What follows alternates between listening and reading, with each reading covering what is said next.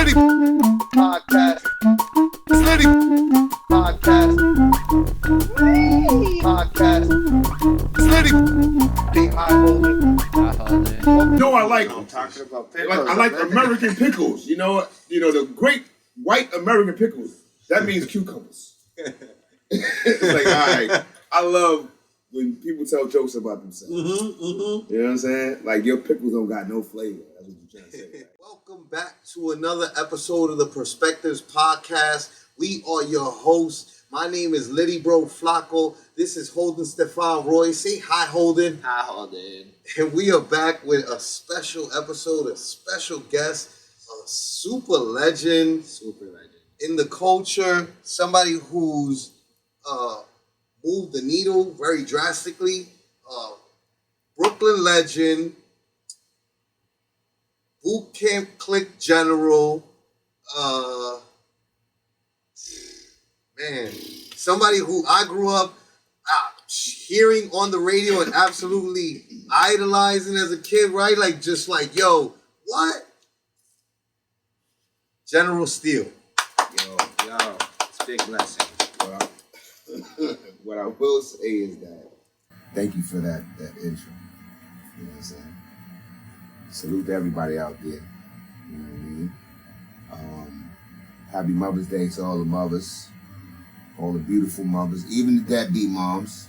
Right. I get love too. Everybody needs love every now and then. But it's good to see you, brothers, and it's good to be here on this platform.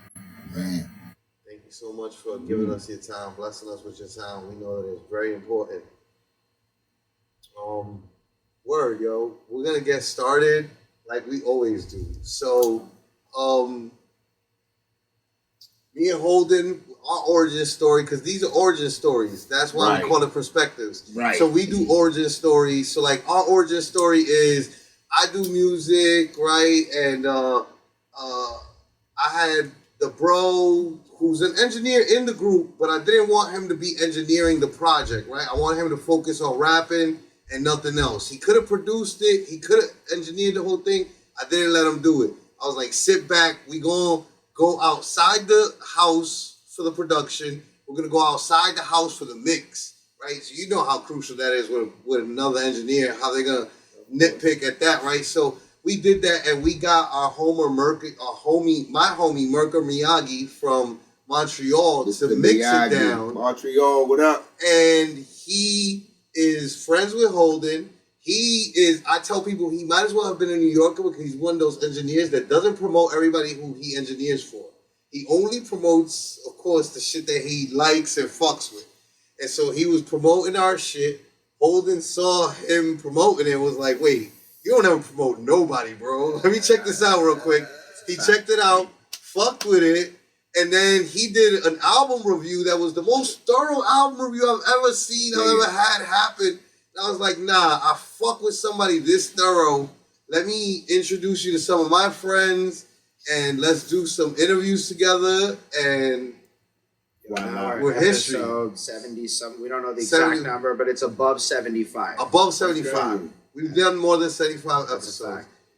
We've interviewed some really amazing people with amazing stories that have done nothing but bless us with knowledge and wisdom, right? Because that's what this is all about. And the knowledge and wisdom of your journey growing up, because everybody's journey growing up is, right, like a little bit different and whatnot. And nobody got the same story growing up. Exactly. It's like a fingerprint. People. Everybody's stuff is so distinct. Even when you grow up on the same block as somebody with what would be deemed like the same story in society's eyes, wildly different. 100%. Wildly different. So we like to open up with basic general questions, right? Yeah. So where are you from, General Steele, and where are your parents from? Oh, man. I'm from Brownsville.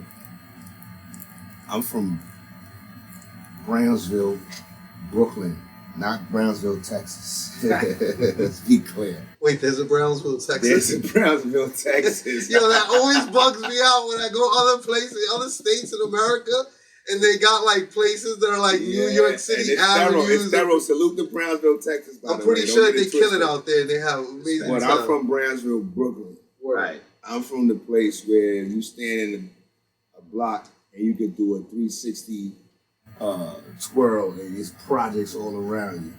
Right. You know, it's Brownsville projects, it's Suffolk projects, it's Mayfield Hills, it's Van Dyke, it's Tilden, you know, Howard. That's where I'm from. Right. Yeah, I'm from Suffolk projects though. And my parents, my mom is Southern, my father is a mutt.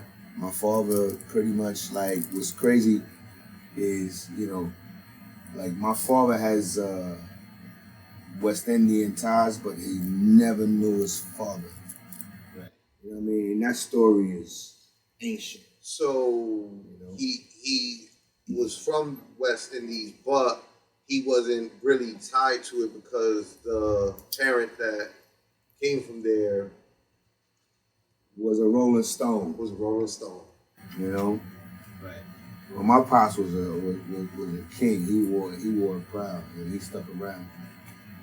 You know, but unfortunately, you know, that part of the history I can't even speak to. Word. You know, and but nonetheless, the bloodline is there. Yeah, the bloodline is there. And I mean, we all come from the origin anyway. Right. Original men. We all Asiatic black men. You know what I'm saying? So it's like if you start doing all of the without going to whatever that .com is and seeing Ancestry.com. I ain't want to even plug that just yet. Yeah, I was just on the phone with my family. I don't even know. Salute to my family. Salute to the Jackson family. Kim Jackson, my auntie, Sharon. Man, we were just on a Zoom call and we were talking about the importance of everybody taking that test of the DNA for the family tree. Right. And, you know, I'm from Brownsville. We like, first of all, we ain't taking no tests. You lucky if you got us on camera. We like, yo, who's that? What? Yo, bro. Who's taking pictures of me? You know? Who's taking video? Right. What are we doing here? But, you know, as I'm listening to what they're saying, you know, as we get in there, we like, okay, we become the patriarchs and the matriarchs of the family. Yes. We become the elders. We become the OGs. We become the grown-ups. So we like, yo, nobody told me this. Okay, so now, what have you learned? Do you do anything different? Right. Yeah. Right. So it's like, it's great. Like, when you have these type of platforms, where you be like, all right, how did you guys meet? Origin stories? That's super crazy. we don't. Coming from New York, I try to explain to him. So one time, Poison Pen, the bro, right? He comes on the show, and at the beginning part of the show, he was really on camera mostly, and I was trying to play the back. You gotta sit next to him and do that. Well, we were doing it on Zoom. So this in-person thing is really new. Like, yeah, this might be new. This might be our 5th or 6th interview that we've done. So you were just banging during COVID? During COVID. Yeah, that's what we Early on. Started this. Yeah, go on. Before the Zoom craze really came. Yeah. And a lot of the homies, they would sit, but they were doing it off the strength of me, right? And so the natural New Yorker comes out of them. I don't know him though. So the uncomfortability is very like, Right. You don't want that. You're like, I'm trying to tell you this from New York. Right, I'm from New York. Because where we come from, we're used to we're not supposed to. You asking questions like that? You're not talking too much. Who are you? Why are you asking these questions? Who man is that? But as I become older, it's mine, right? Yeah. As I become older, I also start realizing how much it matters. We still filming, right? Yeah. I'm sorry, you got me hyped, bro. You good. No, General Steele, if you're excited enough to stand up, we're in a good place. Yeah, we're in a good place. But, you know, so I can finish the point, right, and give you platform to speak. What I'm really just trying to say is, like, we come from these places where we're not used to really talking about this. It's like, what? That's too many. And most interviews, right, in this culture, which is why what I enjoyed with his interview of me was he talked about where, like, listen, I get tired. I come from battle rap, right? So dealing with Poison Pen, you already know what time it is. Shouts out to Team Mommy. You know what I mean? Shouts out to the family. Shouts out. Rest in peace, PH. Rest in peace, Rob De Niro. Rest in peace, Majesty. Rest in peace, Sean Price. Rest Majesty. in peace to all the kings. Rest in peace to every vice versa to everybody that we've lost, yo. But you know, the thing is that we come from this place where we don't really talk about that. But as I lose more brothers, and as I get older, and like you said, we become the patriarchs and matriarchs of our clans, it behooves us to document ourselves with those that know each other, right? And understand where we come from, and also so for our families, you know what I mean? It's sacred. Yeah. Our experiences are sacred. Yeah. Like everything that we've done, everything that we've been through, like that's why we got these fabulous corny ass one lines like, yo, you had to be there. Facts. Right. Everybody want to tell a story, but you be like, yo, you had to be there. Like, son. Right. Like, you really want to be like, yo, son, you was there. Remember the time we whoop? Right. You know what I'm saying? And then everybody who was there, the immediate that's where our brotherhoods get formed the most. In the war moments, in the good moments that we share together. And that's why, like, a lot of, like, just speaking for, like, boot camp, for example, like, this is where our first fan base was our neighborhood. Absolutely. You know, our blocks. Like, I'm from Sethlo. Sean Price is from Brownsville Projects. Right. My grandmother is in Brownsville Projects, which means I was in Brownsville Projects, too. Right. And, like, Rock, his family is from Van Dyke. Buck is from Albany. Buck is from Crown Heights. Right. Crown Heights. FAP. Right. Like and Coney Island and Bushwick. Right. Bushwick Project. Right. So, you know, salute to that's family though. This is not no you guys like, yo, you Brooklyn. you have friends in these places that's going, yo, word, my man just got put on to we rock with these cats over here on that side of town. Right. You don't even know. But like, yeah, when you fast forward, it's wow different to look at now. Right. So you can start at an origin story. I think that's beautiful because you get to kind of like look at the basics. And then there's one more element. When two New Yorkers talk nonstop, there's too much nah-I-mean going on. Nah-I-mean. Because the problem is, Nah-I-mean, you heard? Your problem is the rest of the world does But not what's nah. good, Nah-I-mean. that's why I like teaming up with Holden, because he brings me back, right? Just like, hold on. Yo, he's like, yo, explain the nah-mean part to us. Because he understands that there's a lot of nah-mean, there's a lot of context in that nah-mean that gets lost amongst New Yorkers with the rest of the world. Because they don't know, they don't nah-mean. Now they nah-mean, right? Because real recognize real, and there's real everywhere you go. Their version is A. But it's just different in Germany. Or it's A. No, definitely A.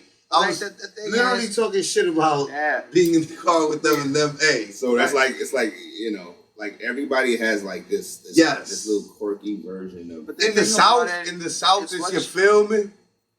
Right? Like, especially depending on if you parts. start hearing certain words, you be like, yo, you got to be careful. Right. You got to make sure, like, you standing next to the right person. The right people. And, like, you know.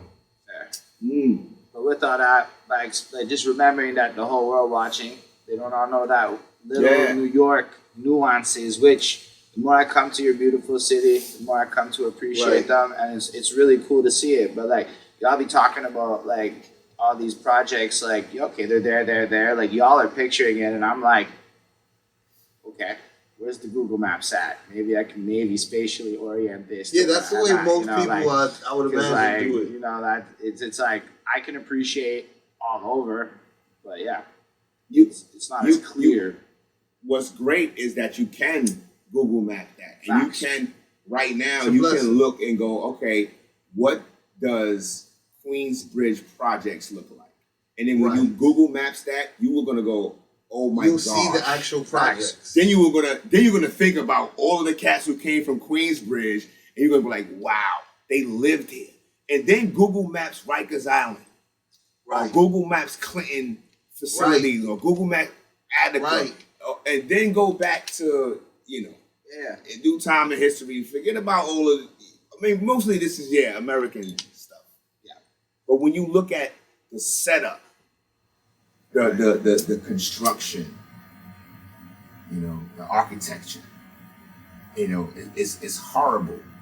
It's great, but it's horrible. Oh, our shit was built for a certain way. It was built for a for a certain way. reason. The great deal. Google the great deal. Yeah, the great deal. Right? The great deal. Absolutely. So when you start going into this whole thing, America had a plan for Americans and whoever comes here. So we talk about gentrification. Gentrification was already happening from the beginning of it. but it was called something else. It's different. Right. It was different. So when you see the structure of how people are living, like at some point I'm thinking I'm living in poverty, but I'm stacked up. I'm on the 14th floor. Right. So I got people under me, like I know all the families. So I got mad friends. And that's not even, I ain't even go to school yet. Like you ain't even go to school. That's just I ain't leave the that's block. just the building. That's just the building. The building you're That's born into. One building. At least 1,000 people in the building. I gotta just add one thing. So like, here's the thing: you can Google Maps it, and I have, in fact, before I came to New York City, Google Maps Queensbridge. Exactly. Of course, I did. Look at it. Of course. I would expect no less from Holden. But then you come here and you look at the size of these buildings. The size and the I scope live in is different in Montreal, person. and so the only buildings as big as some of these project buildings are purely commercial. I've never seen a residential building. And then when you look at the projects and these buildings next to each other with the courtyards in the middle, and you're like, you just start counting how many fucking floors are, and you're like, bro, there's like in each building more people than like your one projects might be as big as my neighborhood. Right. In terms of population, and that's the thing that Google Maps doesn't convey. You almost have to see it to believe it. Right. And the census is not going to convey that either, because somebody always hiding people in their crib. Facts. That's what I was explaining to them. Somebody just came home. There's no rhyme and reason to it. You can have 20 people in a 1-bedroom apartment or 2 people in a 2-bedroom apartment. It's crazy. You know, and there's no explaining and rhyme and reason to it. That's why we have we have a population number, and then we have a United Nations estimate of what they believe between the illegal immigrants and the people, also the illegal immigrants of the states next to us, right? So like Connecticut people who have Connecticut state residency, but at this point you might as well call them New Yorkers because they have a place in New York, they spend most of their time in New York. Same thing for Jersey people, you know. It's one of those things where like there's a lot of people who get lost in the shuffle here in the numbers game, you know? Let's get back to the interview. Let me ask you a question. We can go anywhere. We can go anywhere. We can go anywhere in the universe. What hospital were you born in? I'm born in King County Hospital. Hey.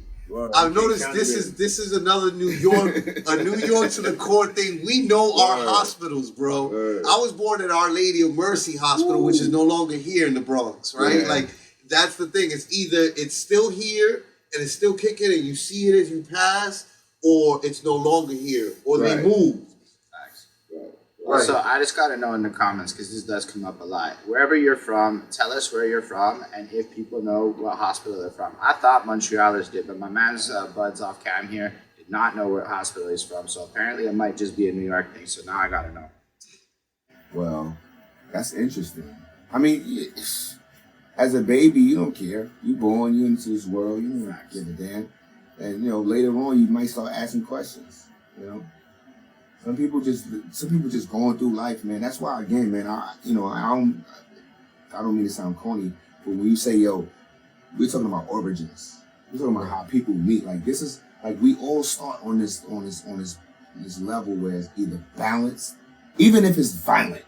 Right. Like, we both, like, we effing with each other.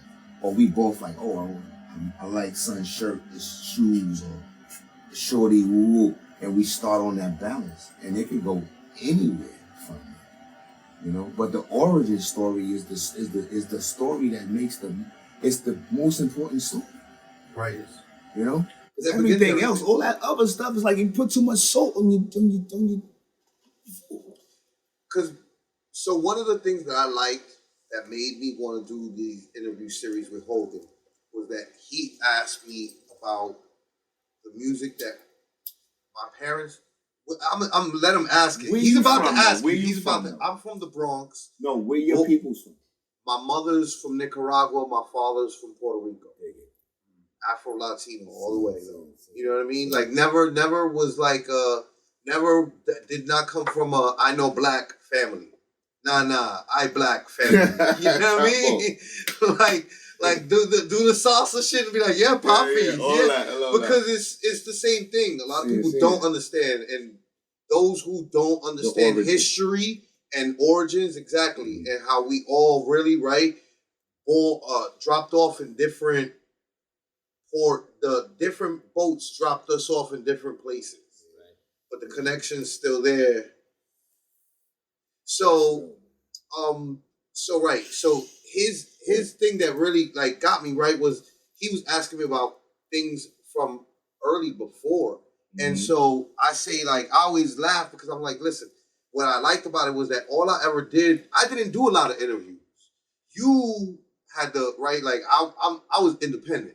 So like the interviews that I was always doing was always like when I did Fight Club, behind the scenes stuff that they would record, Grind Time, behind the scenes stuff that they would record. Then you would have stuff linked to battle rap. So it was all battle rap related interviews. And like then when it did peek out from behind it, it was like, oh, would you be on Love and Hip Hop? Which was like weird to me. I'm like, why would they even want a battle rapper on there? Like, why are you asking me this?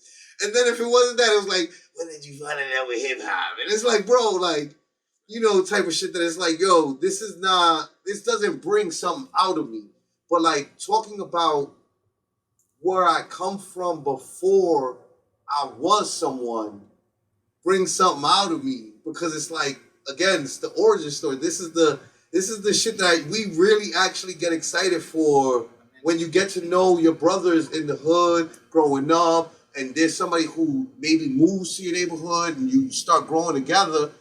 The more that you get to know them, get to know their background, and you see the actions that make you understand that they're reliable people. If you have patience enough to even receive it, right? Right, if you have patience enough. One of my homies called me, probably cut your wisdom.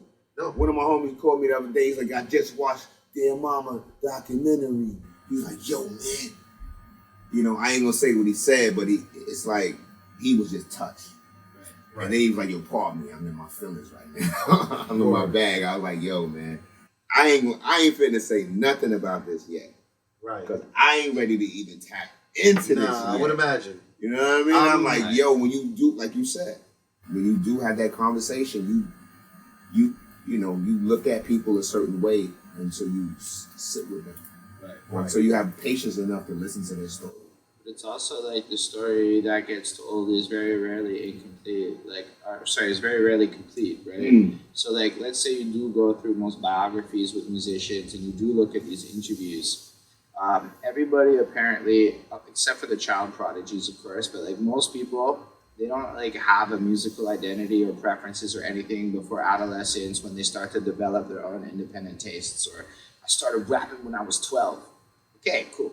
You definitely listened to music before you were 12, right? So it's like when you really look at all the influences and all the things that build up people's life, it's like, okay, run it back to your youngest days when you have no control over what you listen to. Run it back to when your parents controlled everything. What were they vibing? Right. What was the neighborhood sounding like? Like, that's the real start of every musician's journey, is the environment upon which they're in it. So with that, General Steele, can you bring us back to the youngest General Steele you can remembering that most of us don't know at all what it's like to grow up in Brownsville, and tell us a lot about what it sounded like to be you growing up before you could control the sounds in your life. I grew up in several projects, right? That's where I spent most of my years. Sleeping my old dad and my old girl. We lived on the 14th floor. So in the projects, when you looking out the window, your view is ill. Like, I almost had a penthouse apartment. But you thinking poor, you thinking poverty, you thinking rough, you thinking this is not money. You thinking this is something different. You know, in hindsight, I know it was rich. It was riches beyond riches. You know? My dad had vinyl in the crib with a Technique turntable, not a 1200. He just had separate pieces. It was a Technique set. And okay, the the original I already technique. know. Before the bent curve arm came, he had the original OG Right. set. So, Separate pieces. right. Tape. The tape that tuner. the Equalizer. and you better not And then touch the no record. knobs on it. I used to stand in front of that shit and just look at it. I wanted to, in my mind, I was moving that shit. Every once in a while, I ain't gonna front. You know, rest in peace to my old dad. Like, I would play those records and I would think, like, I would just try to make sure I ain't fucking touch the knob and just mess it up when he come back and just whoop my ass. I was getting my ass whooped in the crib. It was that too in the crib. Absolutely. So growing up in Brownsville, it was violent. It was a lot of times where things was just like uncontrollable as a kid. And that's in the streets and in the home. So hip hop allowed us that platform to kind of communicate and express ourselves with cats that was probably going through something that was similar, and nobody really wanted to talk about the detail. That's what you're talking about. We don't say too much around people. We don't really recognize really like that. We grew up like that from 6 months. From like at your home before you even get out the home. Yeah, right. Dig it. So we like, you know, and that's you know, that's a part of protecting our reservation. You know, which makes sense. Like, I think it's interesting because, yeah, you're not supposed to know everything. So when you come around here, maybe it's interesting for you to learn.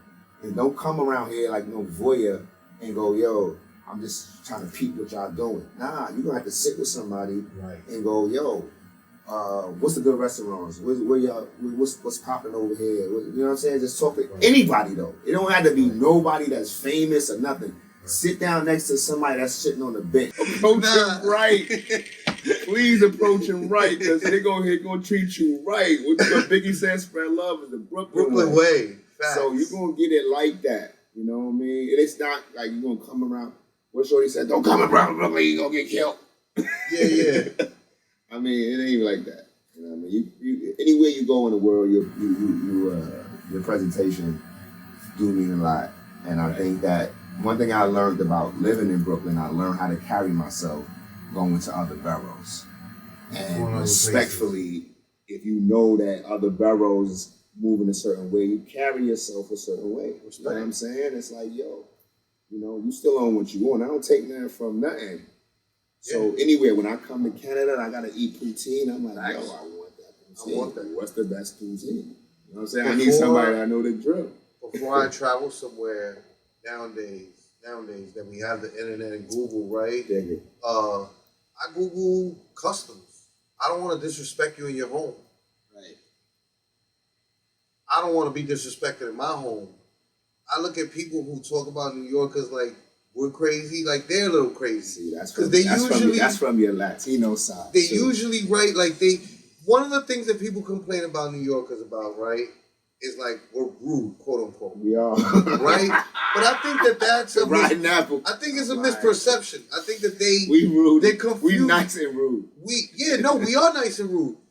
I saw a video on TikTok of a young lady, young Caucasian lady, who's from California but lived out in New York, and she said, people are nice but not kind in California. And in New York, people are not nice, but they're kind. Yeah. See, in California, they'll see you with your car, with needing your tire fixed. They'll be like, "Oh, that's unfortunate for you," and they'll keep it moving. In New York, we'll be like, "Yo, you fucking idiot! What did you do? Let me help you out real quick. Let me fucking help you out because you're a fucking idiot that doesn't know how to do your shit right." You know, so that's one of those things. I think that it's a misperception. Like it's because people come here and they get bumped in the shoulder in Times Square. But you're supposed to get bumped in the shoulder. You want to know why? Because you're looking up at the building in the middle of the block. I don't care I want you to be a tourist. I want you to bring your tourist dollars here. I want you to visit. I would like for you to have a tour guide that's from here. Even though I don't go to teaching me, you how to really move, bread, right? Why not? teaching you how to really move, that's really like rare, right? But then you go to different parts of the world. Like if you go to Spain, like people ain't tripping off of bumping shoulders. They're not. Only like in certain parts of the world, it's like, yo, did you really just rush me, fam? Like what? Yeah, like, it's different in different parts. Like the first time when I started going overseas, and I'm like, dudes, it's too close. I'm like, yo, and I'm like, nobody is tripping off this. It's just you, bro. Right. Like, okay. It's a space thing. Yeah. Like, we grew up in New York because we don't have a lot of space, wanting our space. Yeah, well. That's why when we get on the train, it's like, yo, I don't want to sit next to if there's one person, if there's an empty train with one guy, you sitting on the other side. Because you're a native New Yorker. You ain't sitting. And you're like, you're nah. not sitting in the definitely not seat sitting next right to you. next to the person. But when I go to other places, if I'm on their public transportation, they immediately go right by your side. I love New York. Also, with that being said, the first time I came to New York was with him as a guide.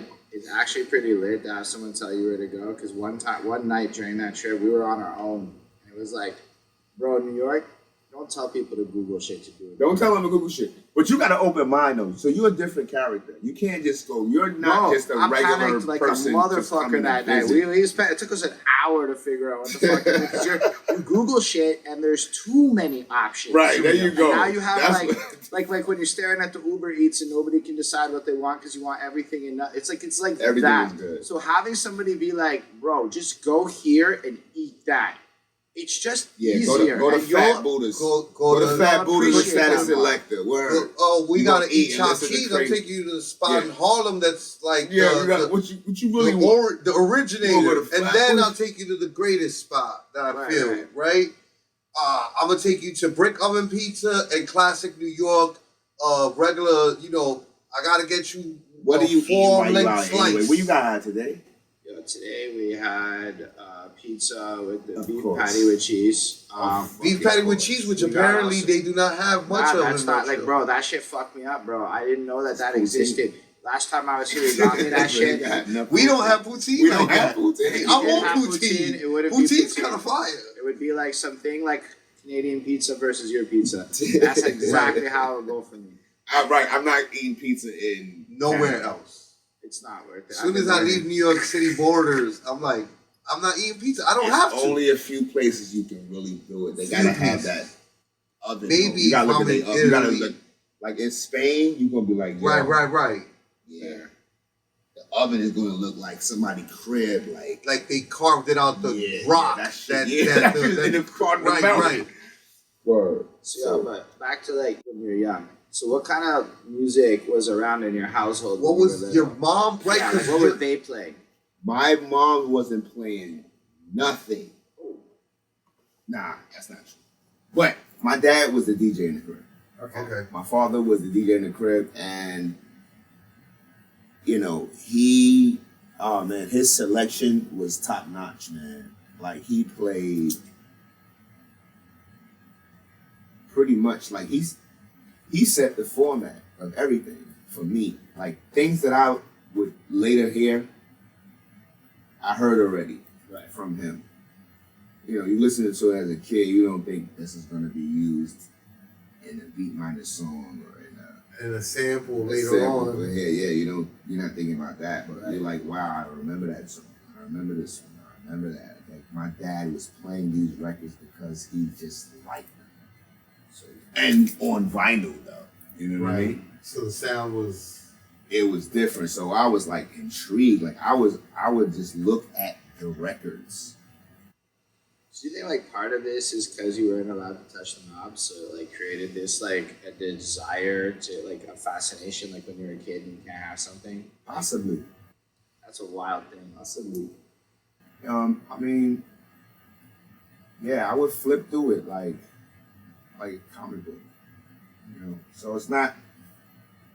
I can't never say, hey, I started at this age because I wasn't thinking about rap. Rap, it was not even a thing for me. I'm like, wow, I'm looking at all these soul records and all these funk records and all these other people, and they're just like, jazz and and then I'm looking at the mood that my father has when he's playing certain records at certain particular times. And I was just in the house, you know. And another one of my main influences is my uncle, because as far as hip hop, this guy was like, he put me onto Guru and Dougie Fresh. He's like, yo, Dougie Fresh is better than Buff. You know what I mean? So I'm like, I don't know. I don't even know. I don't know that yet. Right. And he's going, yo, you gotta listen to Yellow Man. You gotta listen to Speechy Don. You gotta listen. I'm like, yo, I don't know none of that yet. Right. So he's like, you know, so it's like the music is just so, you know, it's invigorating, it's exciting. So that's super interesting because, like, as much as it wouldn't be like the start of General Steele, the official artist, it is still the start of General Steele's life story as a musical artist. So, like, if you think about what you just said, you were watching your dad, like a DJ watches the crowd and absorbing how these genres and sounds get put together. Bro, that's just the early work of songwriting and shit. Like, that's why I'm so fascinated by the childhoods of people, because so much of what we do as adults is so correlated to the childhood habits, which is, you know, a double over to the parents. Let your kids sing and pursue the arts and shit, you know, because like it actually can turn them into hip hop legends one day. I agree. Or anything, lawyers, you know, filmmakers, like, you know, Music inspires other things. Facts. Like, you know, this is the basis of our communication. It's just like we humming. Like, first of all, we don't understand the lingo. Like we said, the people don't know how it is to live over here. Like, I don't know how it is to live over there, but we still have, like, some aspects of music allows us to see, peer through a person's eye or peer through their pen a little bit, depending on how, you know. I mean, of course, we got a little bit astray because, you know, with rap, you can say such amazing things. Yeah. You know, so we forget that when we're talking, there's a thin line between what we're talking about as far as being true and real and reflective of life and experiences, or something that we're just making as entertainment. Right. That's wild. So you're young, you have the music side going on, but were you also into things like comic books and sports and some of the other things going on that the little ones do? I was a thirsty kid, but I was super shy and quiet, so that made me sneaky. So that's why when you first see me, I was like, That makes perfect sense. You know what I'm saying? I was like, I'm not trying to be like, yo, I'm not that guy. It's always the quiet ones in the city that are the super watch out for. Yeah. Like, watch out for him. He quiet. I think I made, like, you know, I gained a little bit of leeway or respect from the elders because I was silent. Yeah. And I paid attention. That makes sense. And then I was always willing to just do the work. I wasn't, you know, propped up for trying to get anything. I just wanted to learn. Right. There was so much going on, you know.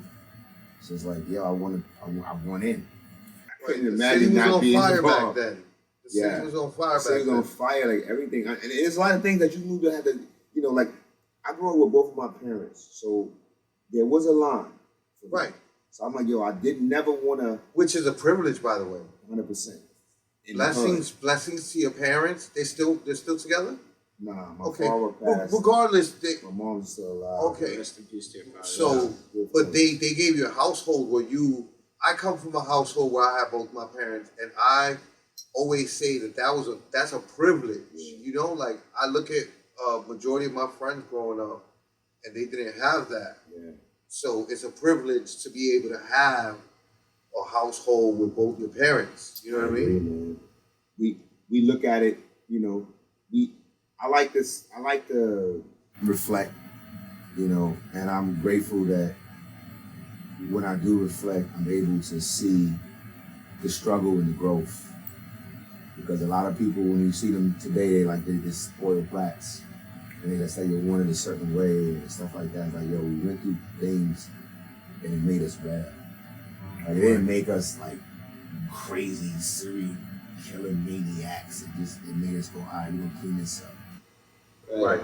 So if I understand, there's like value in the struggle because it almost forged you into like something. Absolutely. The beautiful struggle. Like you have glass, right? It's strong or whatever, but if that same glass gets smashed up and you put all the pieces back together, that like reforged glass is like 10 times stronger than like the original glass in the first place. You can think about the kid who looks out the window that just he wants to be a part of that, but it's so far. Right.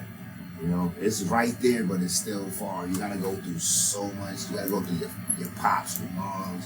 You gotta get on the elevator, go down the stairs. Then you gotta see the big homies in the vestibule. Then you gotta go over here, past the crackhead. It's like, what are you willing to do to get to those points? So yeah, when you talk about cracked glass, yeah, for sure. Or as Pac said, the road that grew from concrete. Right. You know, it's these beautiful things, and it's so much ugliness, but we still manage to do something incredible with this. You know, like meeting each other, like we shouldn't even be friends. Right. Like according to some kind of rule, we should not be kicking at each other, but we break all kind of barriers. All the barriers. And it's not no politics. We just break it because that's how we feel. Right. And that's music. Right. You know what I'm saying? That's music. Right. Or Right. So like you're young, you're doing all your kid stuff, and at a certain point, you must have heard a song that was special to you. It was different than all the other songs. So check it. When I was a little kid, in around the world, I can't find my baby. I don't know where not. Used to stay playing on, I think that was WBLS, or you know what I mean? Like it was one of those that like when it would come on, I don't care if it was my pops or my mom, they would both hit the volume up on it. You know what I mean? Along with all the classics, right? Like Thriller was because that's my era of like growing up, right? Yeah. But like that been around the world was the one that stood out to me. everybody, yeah, that's one. But it's so many, man. That's a crazy trivia right there, man. Because it's like so much music. Like I'll give you one that's super left field. Like my pops played a lot of music, but one thing that I remember, and I don't be remembering a lot of stuff, but as a kid, my pops had the Jackson 5 Christmas record. And when it wasn't holiday time, they would be up in the closet on the shelf. So as a kid, like everything is an invention. Right. So I would literally climb up in the shelf and just flip through the records. Like the cover of that album is just dope. Word. You know what I'm saying? Right.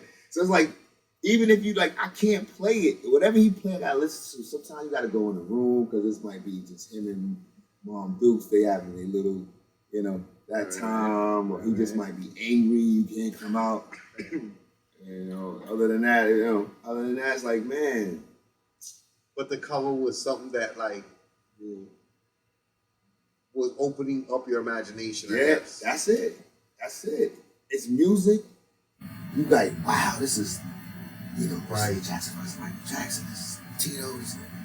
And then to see the one picture, because that's what I always tell people is like, yo, I didn't grow up being able to these interviews, of having cameras everywhere, that didn't exist back in the 90s when hip hop was happening, and it was the most when you guys were killing. It was not readily available to everybody like that.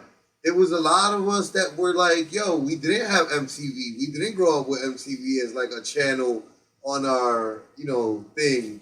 It wasn't until a few years later that we would have cable boxes and we would press the button in the back endlessly to get certain channels. But you gotta give it up for the era of the DVDs, right? Yeah. The DVDs. I think the DVDs set precedence for the podcast. Yes, absolutely. At some point, you got like you talking about like Cocaine City, Smack DVDs, absolutely, and all that. Absolutely. Yeah, absolutely. It opens up the door because people going to people's hoods. Yes. And seeing who's in the hood, and ain't no news cameras. Right. This is people who are just reporting on what's going on and bringing, you know, people to the forefront so we can see it. But it And felt, we buying felt that, very and genuine. now we making it. Now we making money off of it. Right. And then New York is like that.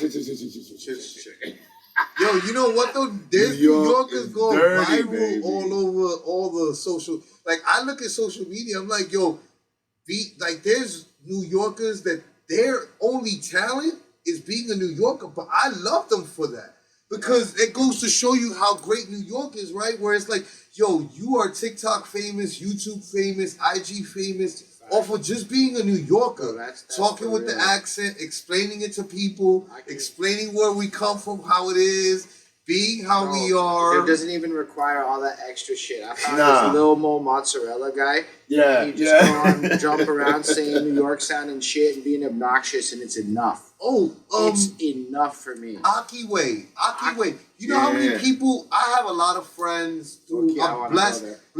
blessed through battle rap and through EO Dub and Team Hami and all these like affiliations, right? To have many international friends, right? That like, so when I visit your place, I'm coming to see you. But when you come here, I'm gonna hold you down, you know, and I'm gonna show you the town the right way, right? Right. So it's one of those things where like when they coming, they're all like, yo, what about Akiwe? I'm like, nah, son. Listen, no disrespect to Akiwe. I love Akiwe, but I'm like, yo, there's an Akiwe on every corner. We can't disrespect my guy Mustafa on my corner to go for a TikTok famous guy. Yeah, First, let me introduce you Myrtle and to my this bodega side, guy, yeah. right? Come on. Like these are those, but the internet has made many New Yorkers famous just for being New Yorkers. And that goes to the other part where you were saying a few minutes ago. Because, like, even with the artists, just to add on what you're saying, Smif-N-Wessun, but to add on, it's like, okay, when the artist has to talk about their origin, they're talking about their artist's origin. They're not even talking about their origin. That shit comes so later. Yes. You know, and then it's like you gotta be doing like a Time magazine interview or some interview that you like, yo, my rap fans don't care. Like we wanna hear the fucking real shit. Yeah, no, rap fans, they want to hear, for the most part, they want to hear the rap related shit. We rock with I'm you. gonna have to disagree with that. Doing interviews, because I do interviews outside of their That's show. you. See, you're different. No. But the culture, but maybe now, maybe back in the day it was different. But man, everybody seems to give a fuck about this shit. But like nobody want to ask it. I mean, we're saying the same thing. Okay. I'm just saying, like, I seen a magazine the other day that was on. I never saw this magazine. That's why I just use Time as just a reference because I seen a magazine. It's called Time Lifestyle magazine, something like that. Right. But I was outside. Somebody had it was like 20 magazines. They was just throwing away. But I'm like, yo, what's the year of these magazines? And one of them was like 2017. Okay. Right? And I opened it up, and I seen Nicki Minaj. Right? Like I never seen her like this before. She's gorgeous, but she was like just like regular. She had some dope shit on. She ain't had no lipstick. Oh, Crazy. she was dressed down. I should have took a picture of it. Word. No, she wasn't dressed down. She was just elegant. Elegant. It wasn't nothing too flat. It was nothing flashy. It was just so dope. It made me go. I just had to put the shit down. Like sometimes you just want to embellish shit and go, yo, word. Everything is word. So most of us as artists, we come outside and we think we gotta dress like that. We gotta have chains that's big. We gotta have sneakers that cost $1,000, socks that cost $400. Right. Pants that what I mean. We gotta have all these different things because we think that's what people are gonna respond to. Right. And that's we ain't even open our mouths yet. And it's just like we just gotta live through our opulence or our presentation. That shit. I'm grateful growing up in where I grew up at in New York. Because that shit will humble you. I'm also grateful for growing up. How do you mean by that? Like that the people presenting the opulence and not their personality humbles you? I saw money in the hood. I saw people as a kid. I I often hear these stories of people going, yo, I see the drug dealers with this and that, and I always wanted to be like that. I'm one person who never wanted to be like that. Right. I saw it. Like, I saw the cats that was doing it. I saw them driving in the cars and all that. I saw the pimps and the chicks. I never wanted to be like that. Right. And I don't know why.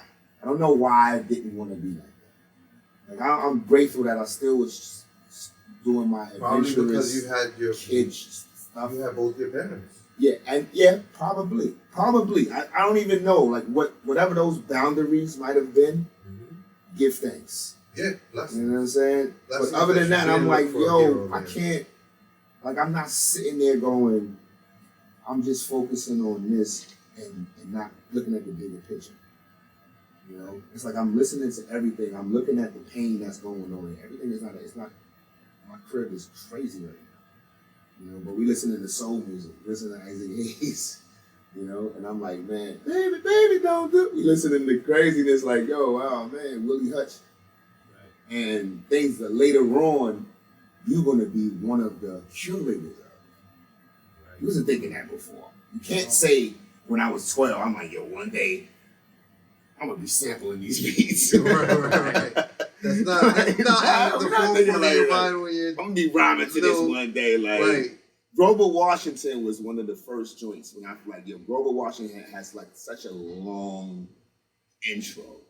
Like, I'm like, you can rap to that for days. Right. Before he starts hitting it or whatever, right? That's old school shit. That doesn't happen nowadays. It's a few, like no looping. I don't got no DJ yet. yet. Long intro that's just the beat playing that doesn't happen nowadays. And I don't know records yet. So that's just one. You know what I mean? It's like, yo, if you want it and you hungry, like, bro, we're gonna find a way. So let's start walking through this journey. So PS, MS, HS, like what are the right? Because same as the hospitals, while important, right, for us New Yorkers, like your PS, your public school, or your, you know, like which were the schools that impacted the most, that mattered the most in these years? I attended a school of hard knocks, man. It was growing up in your neighborhood that impacted you more than even the schools that you went to. I was, you know when you know, so any fathers or mothers out there, or uncles, aunties, when you look at the youngins and you be like, yo, this kid is smart. Like, I was a smart kid. And I knew poverty. I knew that I was walking over crack valves. Right. You know, I knew that, you know, going down the stairs and graffiti and pissy stairways because the elevator was broke. I lived on the 14th floor. Right. So it's like, yo, between that and and then I gotta walk to school. My moms and pops had to go to work, so you walking to school, you know. And I'm walking with my homie, and we going together, and we gotta worry about these guys over here, the older cats over here, that's gonna try to rob us for whatever little bit of goods we got. So we gotta know the hood. We gotta. It's a wilderness out here for a little 8-year-old. You know what I'm saying? Yeah. So it's like, yo, Brownsville teach you that stuff, and different parts of the world teach you that stuff. Like, we learn in a different way in Brownsville. Right. And I think that it's beautiful because through music, it allows us to kind of have like this neutral version of communication. It's like, yo, my version is not worse than yours. It's not better than yours. Right. Like, you guys went through some things where you was at, whatever, and it's like, oh, snap, word, son, now, yo, let's have a cold one. Yo, you know what? Fam, yo, cheers. Or how they say in Sweden, skål. Or, you know what I mean? Wherever you at, like, you know? Like, yo. Right. It's like, yo, we celebrating the fact that we here, we got through it. And that's what I love about music. That's what I love about where I'm at right now with me and my PNC, me and Tech, you know what I mean? Boot Camp family, Ducktown family, Bucktown family. I mean, it's still like this beautiful struggle where it's not, like, I would never over embellish this thing where it's like, we killing it and we're doing this, da. Even though we might be killing it. No, you know what I'm saying? are. But it's like when we killing it, that's when there's more work to do. Right. Because there's more haters and there's more Always. clean up things on things on things. So, like, so that's where you from. Remind you of that. So hopefully you don't get too far gone. Right. It's important to stay there. Remember that. So you said you were freestyling or writing to introductions to songs before you had access to gear and DJs and all of that. Around when was that for you? Like, how old were you? Oh, that was like preteen, man. That was like preteen. That was just like preteen. I was writing. Like I was kind of like, in the house. I didn't really have no direction. So I was just like, everywhere I'm at, I'm gonna try to be creative. Right. And I would hear these things, and once I get my hand on it, I can just tune in and just zone out to it. So, like these are raps that I would never remember because it was just me, just zoning, just soul searching, I guess. Right. Yeah. So you basically at that point start really creating art, even if it's not the best art. Because at this point you're like writing it down, or is it just like in your head? Yeah, nah, I was writing. I was always writing. I didn't have that. I always wrote things down. Right. Yeah, I wish my memory was like that, but I had to write things down, and I think I had an affinity for just looking at it. It gave me looking at the words. Yeah, I could see it and go, okay. And then I can go, you know what? I don't like that. Right. Cut out these 4 parts right here and just keep those parts and let's add on to that. Right. So it's like, it helps with the progress. And then being in a certain space in your house where you find these different things that suddenly become therapy. You don't even realize it. Right. Like I'm not even writing to be a rapper. I'm not going, I'm gonna be a rapper one day. I'm just kind of just writing and vibing and going, this is thoughts that need to get put out. Hip hop is dope right now. Holy I like this. I'm right. I think I'm rhyming. I ain't trying to be nobody, emulate no one. It's like the people who I'm fans of. I'm gonna try to write a rap like that. Right. Try to write a rap like that. Very different era. Yeah. Very vibes, Where there wasn't really necessarily a standard yet. The standard was being original and not sounding like anybody else. Right. That was the standard. And then as times change, things change. They're still the same though, right? Because that's still the standard to a lot of artists. And then some artists might feel like a preference to do the sound that's popular and going at the time. I come from an era where motherfucking LL Cool J battled 2 motherfuckers at the same time. Right. He said, I'm gonna start with this cat. Then I'm gonna go over here with this cat. Like, this is LL though. Right. You know what I'm saying? Like, what you gonna say? Like, oh, LL is the guy, he different now. Yeah, but that's so what? Like, that's L. Like, Cool James, man. Like, whatever era that is, like, he still responded in a way that was respectful.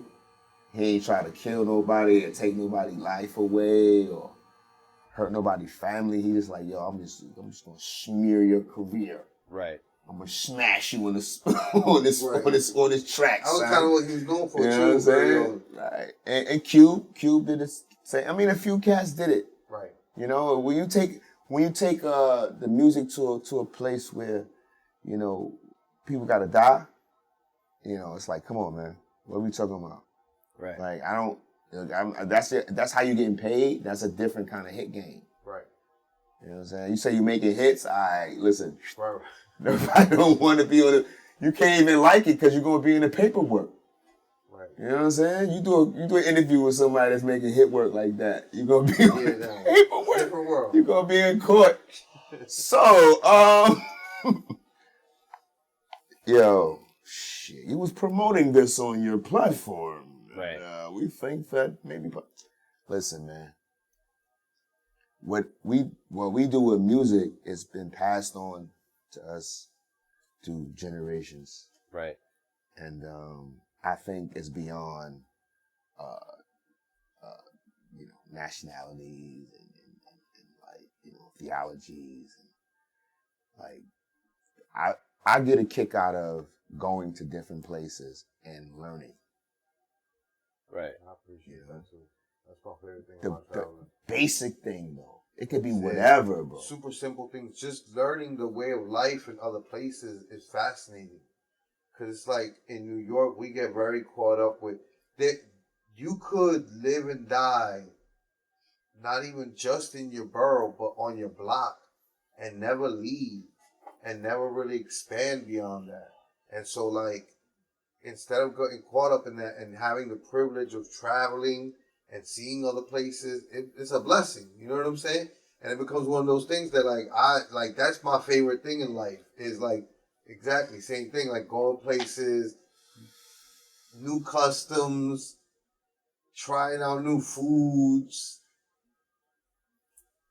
You don't never want to live in the box. Yeah. We know people that live in the box. Right. You don't want to switch sides. You want to possibly send something inspirational to them and to the motherfuckers that's keeping them in the box. If their box is some psychological box, hopefully some of these words can kind of, do some acupuncture on them and get them up out of it. That's the goal right there, right? When my father was playing the music, one of the things I remember is sometimes he was sad or angry or hurt or something like that. Right. It wasn't always a pleasant vibe. So a lot of this music that we play today is not always a pleasant vibe. This shit reflects like some of the darkest things. So we can't go, yay, we just want to, everybody just make club music and songs that we can dance to. Like, you can dance to Brand Nubian, one for all, brand new, and all for one. They talking about the lessons Right. in there. You getting schooled in there. Jewel. And you like this. You dancing, but you learning. So it's like, all right, the lessons come from some of the darkest places. Right. And it's a beautiful struggle. That's why I can identify with it. I'm grateful for that because at first it's crazy. Right.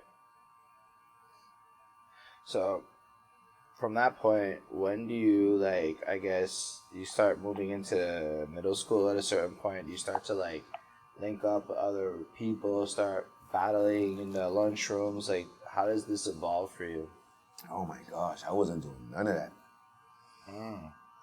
My hood was dangerous, bro. Like, I wasn't rapping in school. Like, for me, I wasn't rapping in school, bro. Like, that rapping in school came, like, I ain't start rapping in school until, like, high school. And I was, like, probably, like, the end of the first year, beginning of the second year. Because the first year of freshman in New York City, I went to high school in graphic communication arts, GCA, salute. The GCA, salute to my Decepticon family. Word. Shouts to all the D-Ceps out there. Word up. I know a lot of the bros that grew up being D-Ceps in Brooklyn. I know what time it is. Of all the schools I picked, right, graphic communication arts is Cybertron. Right. You know what I'm saying?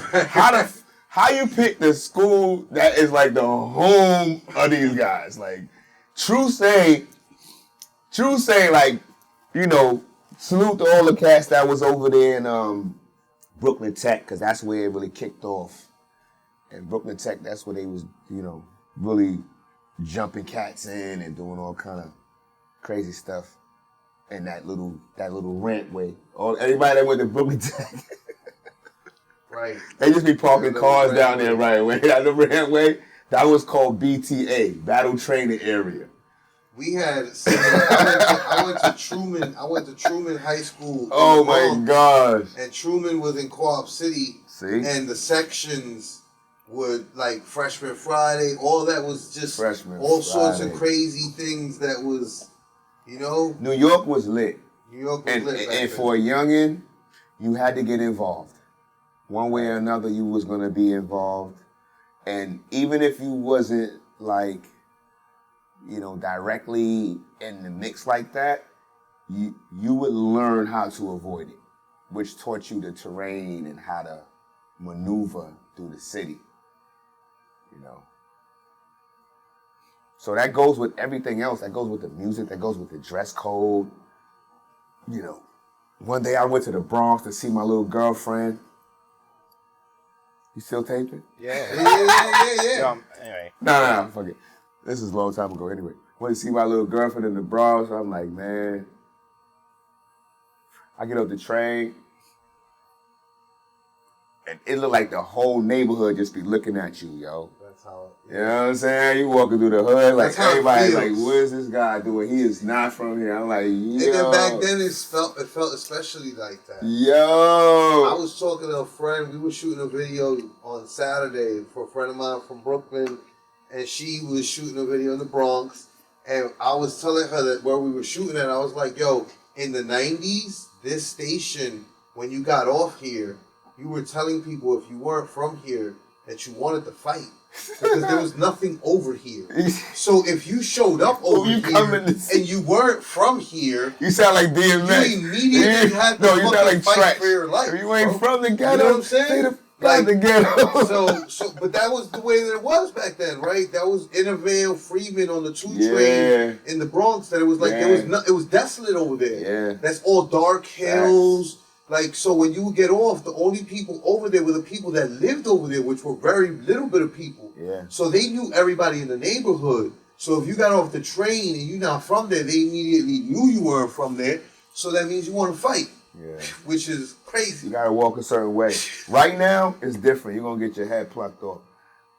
But it's certain hoods, like for me, being a Brownsville cat, like, I'm adventurous, man. Like I rock with a lot of guys that's from Bed-Stuy, East New York, Crown Heights. Then we had family in Harlem, family in the X, family in Queens. All over the city. You know what I mean? So we had to go and see them. Right. And when you young, it's a journey to get on the train. You having fun. You in the back with a 40 ounce of OE. We couldn't afford no Hennessy. We was not drinking no Hennessy. No. Yeah, clearly. But it was like Hennessy. You know what I mean? Like whatever. We could get like 5 spliffs out of a fucking dime bag. We used to drink whatever we had. I would drink Easy G's. We on Easy G's. We on Boca Chica. We on the Thunderbird. Cheap, you know. We on the 120. We robbing the bums. Like, let me get that. You don't need that. I remember one time me and Jean Grey and Sarah Connor were drinking 211s Sarah Connor. one night. 211, yeah, the Steels. Like that's wow, yo. I'll edit that out. Here we go. No, edit. Don't edit that. Keep all edit that it. shit. Keep that. All right. All that is. Right. Keep all that. These are facts, you know. That's Like that's how things were back then. It wasn't. There was no stressing on what your. There was definitely no like, oh, I have to have a certain label of liquor to drink. Nah, we were drinking whatever. Nah, that's what you identify with your, I guess, your financial base. Right. Hey, we in the hood. Okay, cool. You know, we got late night spots. We don't do all the go to the bar shit. We find the bootlegger. You know. Or we go to auntie crib or the homie crib that be having the Tanqueray. You don't want to drink that until it's super late. Right. If you drink that, man, yo, all right. I'm gonna just go, yo, let's go see the homie, man. Let's go see the homie. We're gonna just take a bottle of grapefruit juice, man. Word.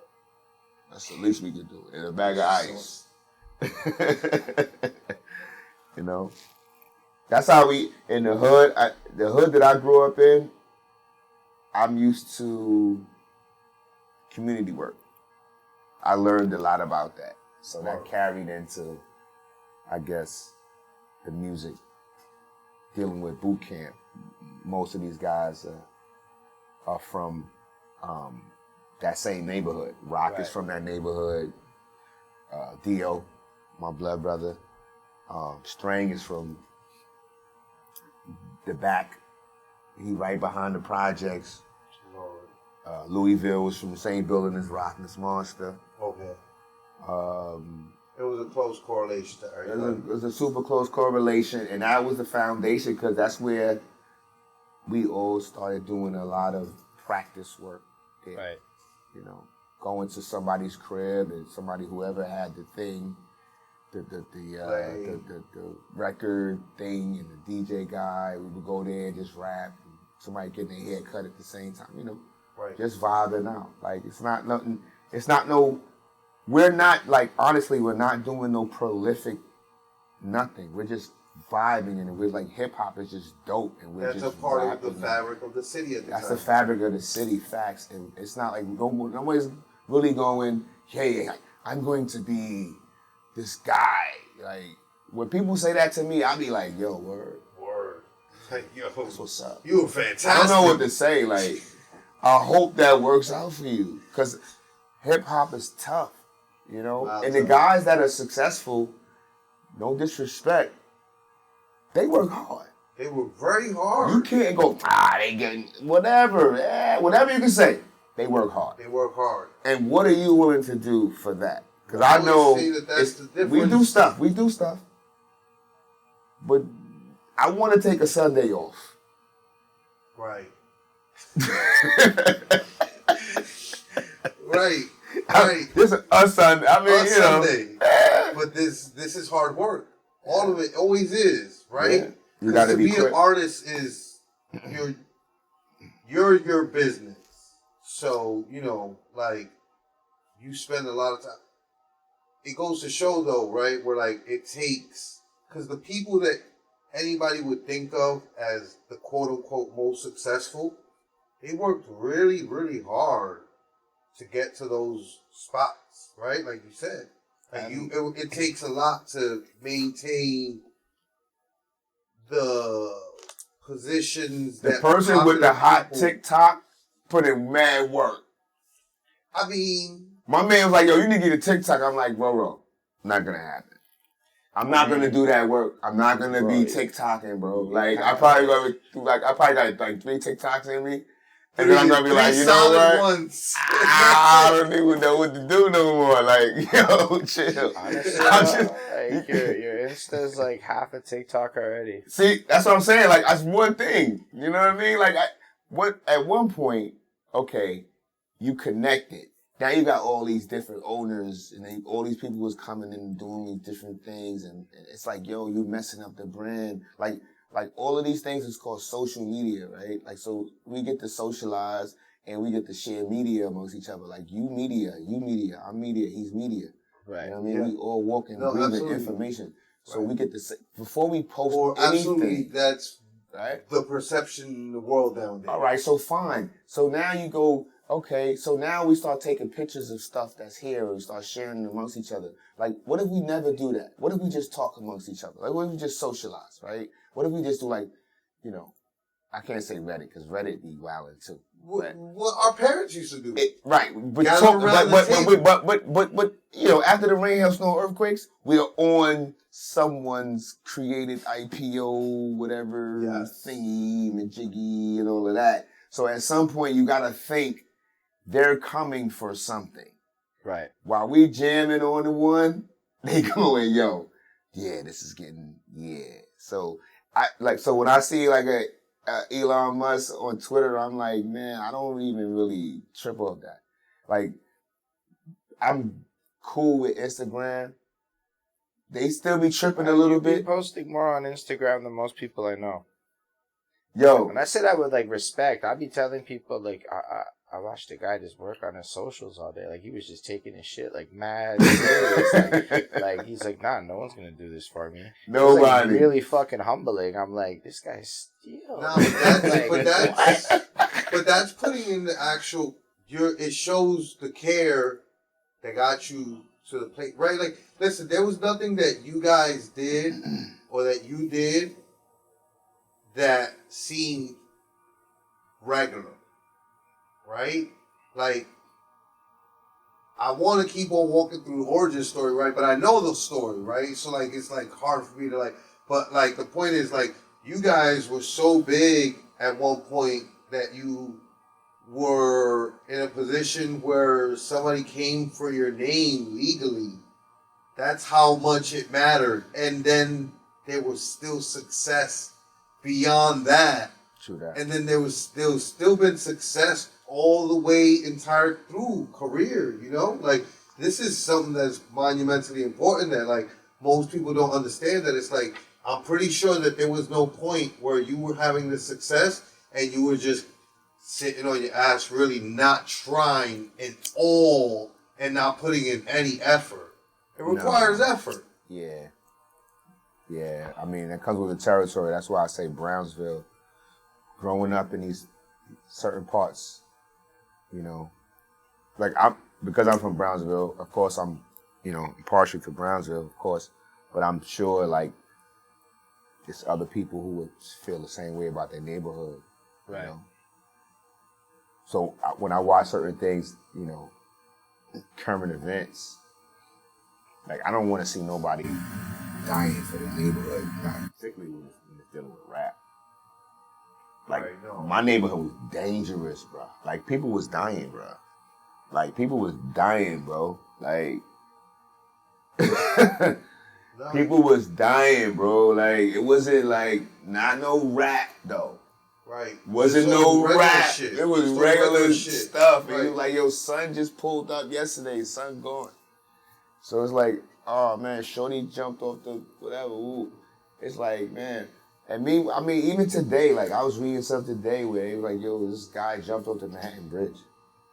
Like, damn. Like, you know how much effort it takes to climb. That's a lot of to go, yo, this is what I want to do. I'm gonna jump on the Manhattan Bridge, and he landed on the FDR. I mean, that's super morbid right now, but I'm like, yo, we have the capability of spreading media, right? Information, yeah, and people need to capitalize off it. Us in particular, you guys in particular need to capitalize off of just having just tap into people. People want to say the real stuff. People ask people these basic questions, like artists these basic questions. They keep saying, "Hey, so how did you start?" Like, get out of here with that. Like, bro, we saw that like 1,250 times already. That's also what I figured. I watched when we started doing this, like I would watch people's interviews. Like you started dropping names, somebody had never heard of anybody, and it's almost like it's all there. So, like, why would I ask you the questions or talk to you about something you could go watch the next man's platform and see it? Like, imagine if all the different interview shows almost complemented each other. Like, if you did an interview circuit, by the end of it all, like, you know, each person's piece of the puzzle forced everyone to watch each of these interviews, but everyone's just got a more complete picture of the person. I can't remember what year or what era or what time it was when I found out Nas' father name. You know, his father Oludura. You know what I'm saying? Like, and he does this and does that. Or the fact that Prodigy grandfather or auntie does this or does that. You know what I mean? Like, right. Took a long time. It took a long time to get there. When you start hearing those things about these people, it brings you closer. For the years as a kid, I was born in 1980. So for the years as a fan of all that, right, just listening to it growing up, that took a long time. We're talking about from Illmatic 92 all the way to like, what was that? Maybe like around Godson when you started talking about that, you know, really? At some point, that hopefully the growth kick in. Because you're still losing people, right? Right. Along the way. And then, you know, if you're not physically losing people, then you're losing them to the game. You're losing them to this lifestyle. Right. Where you have to live like this, or you have to talk about these things, or whatever the case may be. Yeah. So it becomes tricky to kind of sustain. Like I hate to watch the documentaries where guys are like, "Yo, we had a falling out." Nobody knew that. Somebody, Right. Somebody's throwing extra shit in there. Right. It's crazy, but it's tough, man. It's just what we do is serious work. It's not just us having fun and partying all the time. You and your brother Tech are one of the few groups that you guys always stay together. Blessings. Alhamdulillah. You guys, De La, Locks. This is a very coveted actual, where like there's no break. Like there might be individual works, but those individual works don't take away from there being a brotherhood that never gets broken. I am probably most likely to do some crazy shit to make my brothers go, "Yo, what are you doing, bro?" Like, chill out. But they don't break up with me. They don't, you know what I mean? They ain't ready to quit me yet. So I'm good, money. Like, I ain't trying to, like, mess up the package like that. But, yeah, man, like, what we do, we have love for it. We are still fans of it, which is very important. And, you know, being a part of it is like, wow, it's a great feeling. Right. You know, like, we're a part of this? Really? Wow. I mean, talking about legacy stuff, like music. Like you allow me to talk about my father on this platform. You know how important that is? Very. Incredibly. My pops ain't get to see none of this, but he here, right? So I get to talk about him in a way where it's like, yo, you know, some nuts and crazy, like other cats were like, yo, I ain't grew up, you know, I would like that, fam. That's why I'm like that. You know what I'm saying? You know what I'm saying? So I do it like, you know what I'm saying? Fuck this interview. Slide. Fuck this shit. You know what I'm saying? Let me read that. Let me get some of this. Like, read that. But it's like, yo, man, like we all, you know, we all grew up kind of rough, man. Nah, we you know? did. We did. And I think that in some kind of way, hip hop allows us to congregate in a way. Right. Wherever we're from, we can come to this place where it's, you know.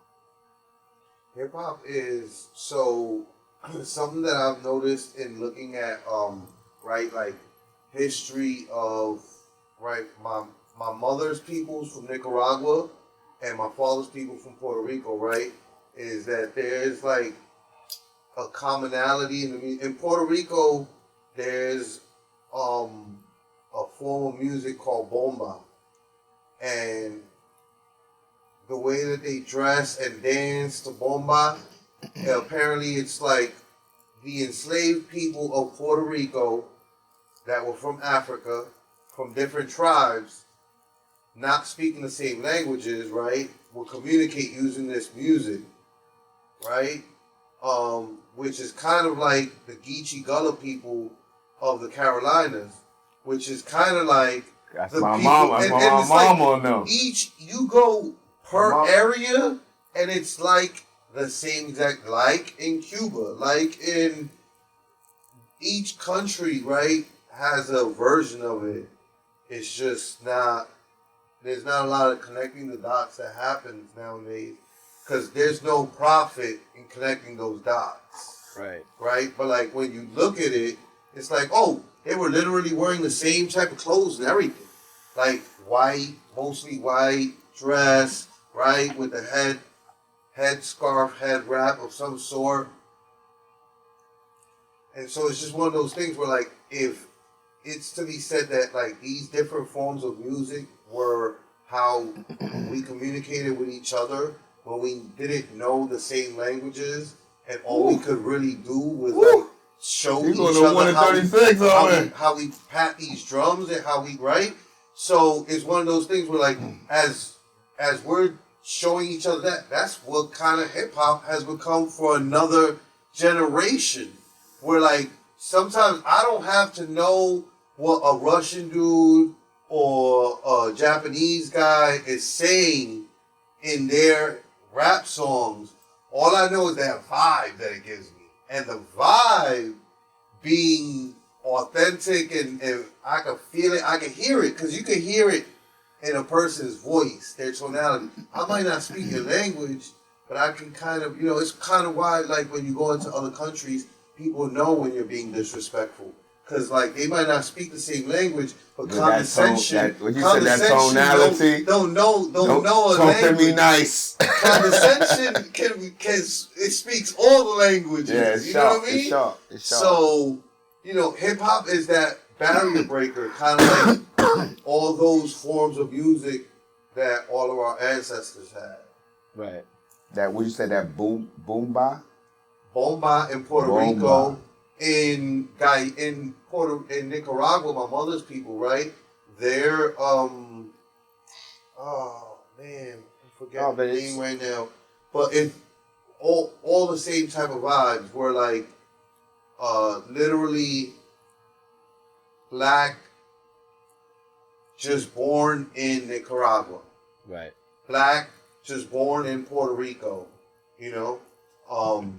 But there's like a different set of racist what you said, situations. There's like but if you just look at music as communication, look at all the indigenous rituals and how symbolic the music is as a means of communication for the people. It's almost like instead of vocalizing, you might dance and hit drums and things, but its origins is communication before language and commonality, so that you could, between different tribes, have these celebrations and these communal things. So, like, there's been this since almost the beginning of history, linking of community through the essence of music. Yeah. In some cultures, it's almost like music's primary purpose is communication, whereas in our culture, music's primary purpose is entertainment. And that has shifted a lot of different things, and why I think different types of music, like, we don't have a lot of modern folk here, like, whereas folk being like the traditional music of like your homeland and stuff. For, technically like, speaking, regions. we're creating a new version of folk with a lot of this. That's true. Right. That's true. And I don't know what you're saying. Like, what's interesting about, like, we fortunately and unfortunately, I wouldn't say more fortunately, but, like, when we live a certain way, we will adapt. Right. Right. So we're not making songs just to sit on our stoop and just talk about how sad we are because we ain't no bread in the house. Right. You know what I mean? Like, we going outside and we can make money off this? Oh, snap. You know Or you what I can mean? make money before you even get into this, and that becomes a song. We're not talking about signing no contracts or nothing. We're just talking about exactly. providing for the hood. We're talking about lemonade stand. Right. Or something like that. I got a good check. I'm dripping. I bought the new. It's 100 people in my building from this floor to that floor that I know. Right. Then the other ones that I don't know, I just gotta be cool and just say some cool too. Right. We work in a profession where we have to do probably some of the most simplest, difficult jobs, like hospitality. Right. So when you talk about be nice, but you said how that go? New Yorkers is not nice, but we're kind. Not nice, but we're kind. We're kind. Right. Like, I should not understand that, but that makes mad sense to me. As a New Yorker, I should be like, yo, what you mean about that? I want to give like, the young lady credit. I just don't remember her TikTok. It was a random viral TikTok video, but it was credit her, to you, right? Queen. I'm Like, not from California. She was just explaining the difference that she's experienced being from California and then having lived in New York City. Right. And that was her take on it. We're like, yeah, New Yorkers seem like assholes to people, but like really everybody always kind of says the same thing, which is like, yo, they come here for the real. Yeah, they either gonna hold you down or they gonna take your stuff. Right. Like, what you doing? What you got over there? What you? Oh, nah, never mind. I got this. Or they gonna help you. You're gonna be, you know. And it's not only New Yorkers. You know what I'm saying? It's like you gotta think like people in general are like that. Right. You know, we've just like got used to like I don't want to give rap a bad rap. Right. And then you listen to rap and go like you know, anybody that even resembles anything like that is probably gonna be on this type of vibe. You know, it's like we all racial profiling each other or social what's your social profile? Right. Ooh, bang. I just made that up. You can't have it. Matter of fact, you can use a hashtag. Just put General Steele next to it. You know what? Right, I would, you know how I would put it to you, right? Growing up, being a kid of that, right? Like, and like the first album that like matters super to me, like I buy it for myself, Ready to Die, right? But like, there's all these albums that matter, right? I didn't shit on any chicks because I listened to Biggie. Right, because he had the skit on Ready to Die where he was like, "Yeah, so after I shits on a bitch, right?" I didn't. That was entertaining. It didn't make you feel like doing no crazy shit like that. But that also didn't stop me from putting on some Mobb Deep when I was ready to go do some foul shit, right? But like that doesn't make it that they are bad. If they didn't exist, it would have gotten. If they didn't exist and hip hop didn't exist, then it would have got supplanted with.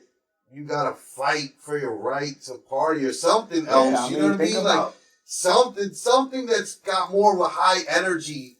Period. Right? Like hip hop can't be put to blame for everything. Mm-mm. But at the same time, yeah, it's the soundtrack to everything. Hip hop puts you there. It puts you right there in the place.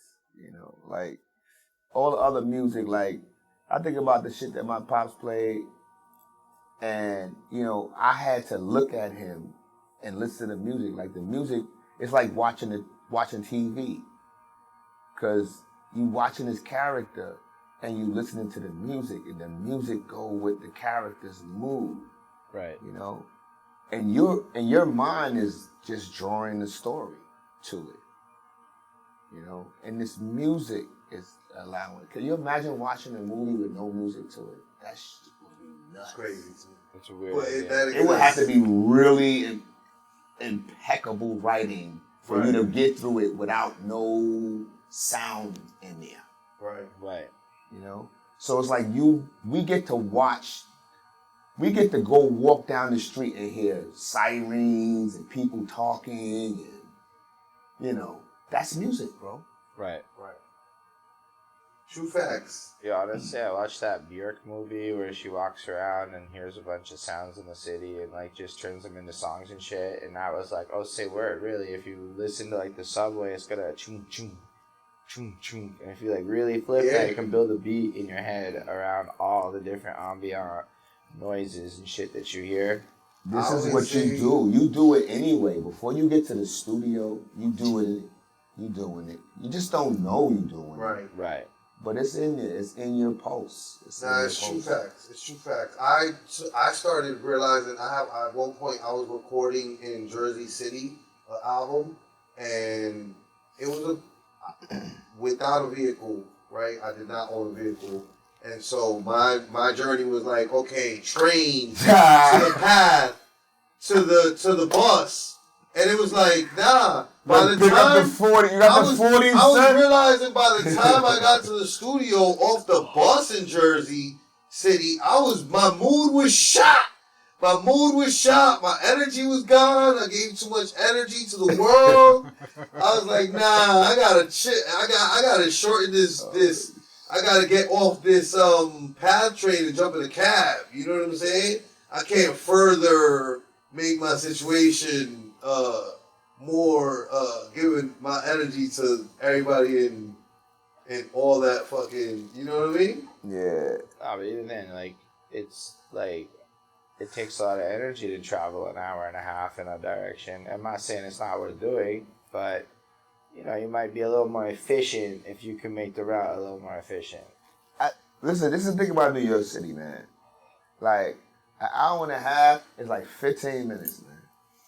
Yeah. Because the things you see and the people, it's like watching TV, man. It's like, yo, you passing don't want to through turn the a million TV people. off. Unless you just a grumpy cat and you like, yo, man, this train is taking too long. This bus is taking too long. This cab is taking too long. This traffic is taking too long. Like, yo, all right. Everything takes long. Everything. Yeah, that's true. Yeah. It's definitely something I had to get used to in New York City. Is that like, you know, like, you just have to expect that something that you feel should take 15 minutes will take an hour, and then when you get used to that, you enjoy the ride a lot more. Now, I'm gonna show you the flip side. I'm a New Yorker, right? When I go overseas, I be like, yo, why is this taking so long? Yeah. You know what I'm saying? Like, where's Buddy at with the car? Where's the that? I want everything to be like, you're like, yo, a New York minute. I'm like, yo, wow. So when people are way more relaxed outside of New York City. Facts. And they too relaxed for us New Yorkers. Can we jump into the origin story of you and your brother Tech? And because right, like it's not, or is it that you had a solo journey before him into this? Yeah. And that's how it started. Or was it that y'all started it together?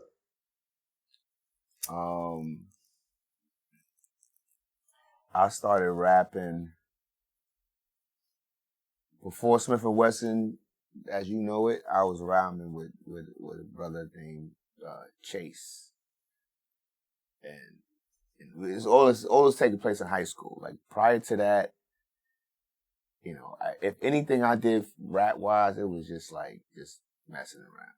Right. And I did get in trouble for that too in high school. I mean, junior high school, middle school, as you say. Almost got my ass whooped. But that's a whole nother story. But yeah, that was you know, like my brother Chase from Saratoga, Brooklyn up the hill. That guy is the guy who kind of like lit the fuse for me to be even thinking about rapping professionally, so to speak. Before you do it professionally, you gotta go through the things. Right. You gotta go through the circus rings and all of that. The training grounds. So I didn't know about what that professional part meant. I'm like, yeah, we just gotta do that part. But the homie Chase is the one who really, for me, lit the fuse for me. You know what I'm saying? Right. And the name of Aqua, he was his rhymes, and he's still alive. So I'm not saying was, it's past tense. I'm just like was in those times at that time. His bars was like, he was like, to me, he was like Coogee Rap to me. The greatest. He was like, yo, this guy is super nice. Right. You know what I mean? So I had to catch up to him. You know what I mean? He was the example. He was the example. And I don't know, like I had a couple of raps, but he's like, yo, man, we're gonna be partners. Yo. And he was the type of cat that was like, yo, if he said something, he just was on it. Right. You know what I'm saying? Word. You know, salute to the Wild Bunch, you know what I mean? Brownsville. But he was just on it. No. Okay. That was just like, that's just something else. Like up the hill, Brownsville, Bergen. The family of the group of friends. Yeah, that's just a group of friends that's up the hill, and that time, like, his family members was a part of that. Right. And, you know, that's somebody that was some elders to us that we watched them grow up. We watched the team play and things of that nature. So he was already on some hustling vibe. When I seen him, his vibe was like, yo, you gonna be like this, son. Right. Yo, He had a plan. I told you tomorrow. I'm like, Let me yo, tell you what we what? want. Like, I'm like, oh man. But you waiting He for was him the to guy come with the back. plan. Like, yo, He that's was what the he guy with the said. plan. You wait, yo, facts. So that's the vibe, you know what I'm saying? And, you know, that was that guy for me in the beginning. And then, you know, and later on, in the same high school years, like later on, we started getting into all this DCEP stuff. And things started changing a little bit. Right. You know? Things And started then becoming it's more like, serious. Yeah. Mm-hmm. And then me and Tech is just like friends. They no rap right now.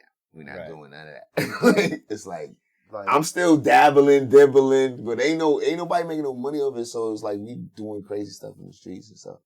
But me and Tech are friends, you know? And it's like, we friends with other cats and we like this. So it's like, yo, we Smif-N-Wessun, bro.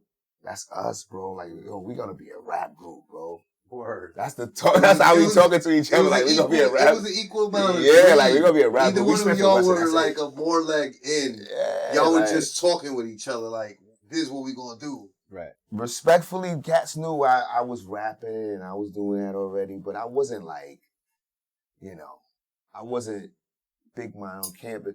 But I had did some shows. You know, I did some things and I was doing, but that's all like hood. So, but then you're also downplaying it a little bit too. Like, you're downplaying it a little bit too. You're in high school, right? Like, hold on.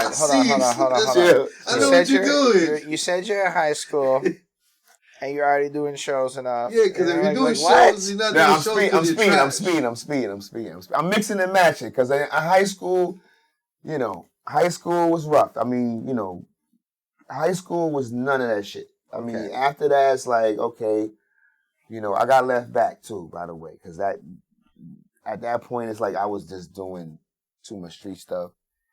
And like I was rhyming a lot and just going to a lot of different, you know, the shows, networks. It wasn't the battle rap stuff at that point. No, it was something else. It was more It was kind of the variety shows. Yeah.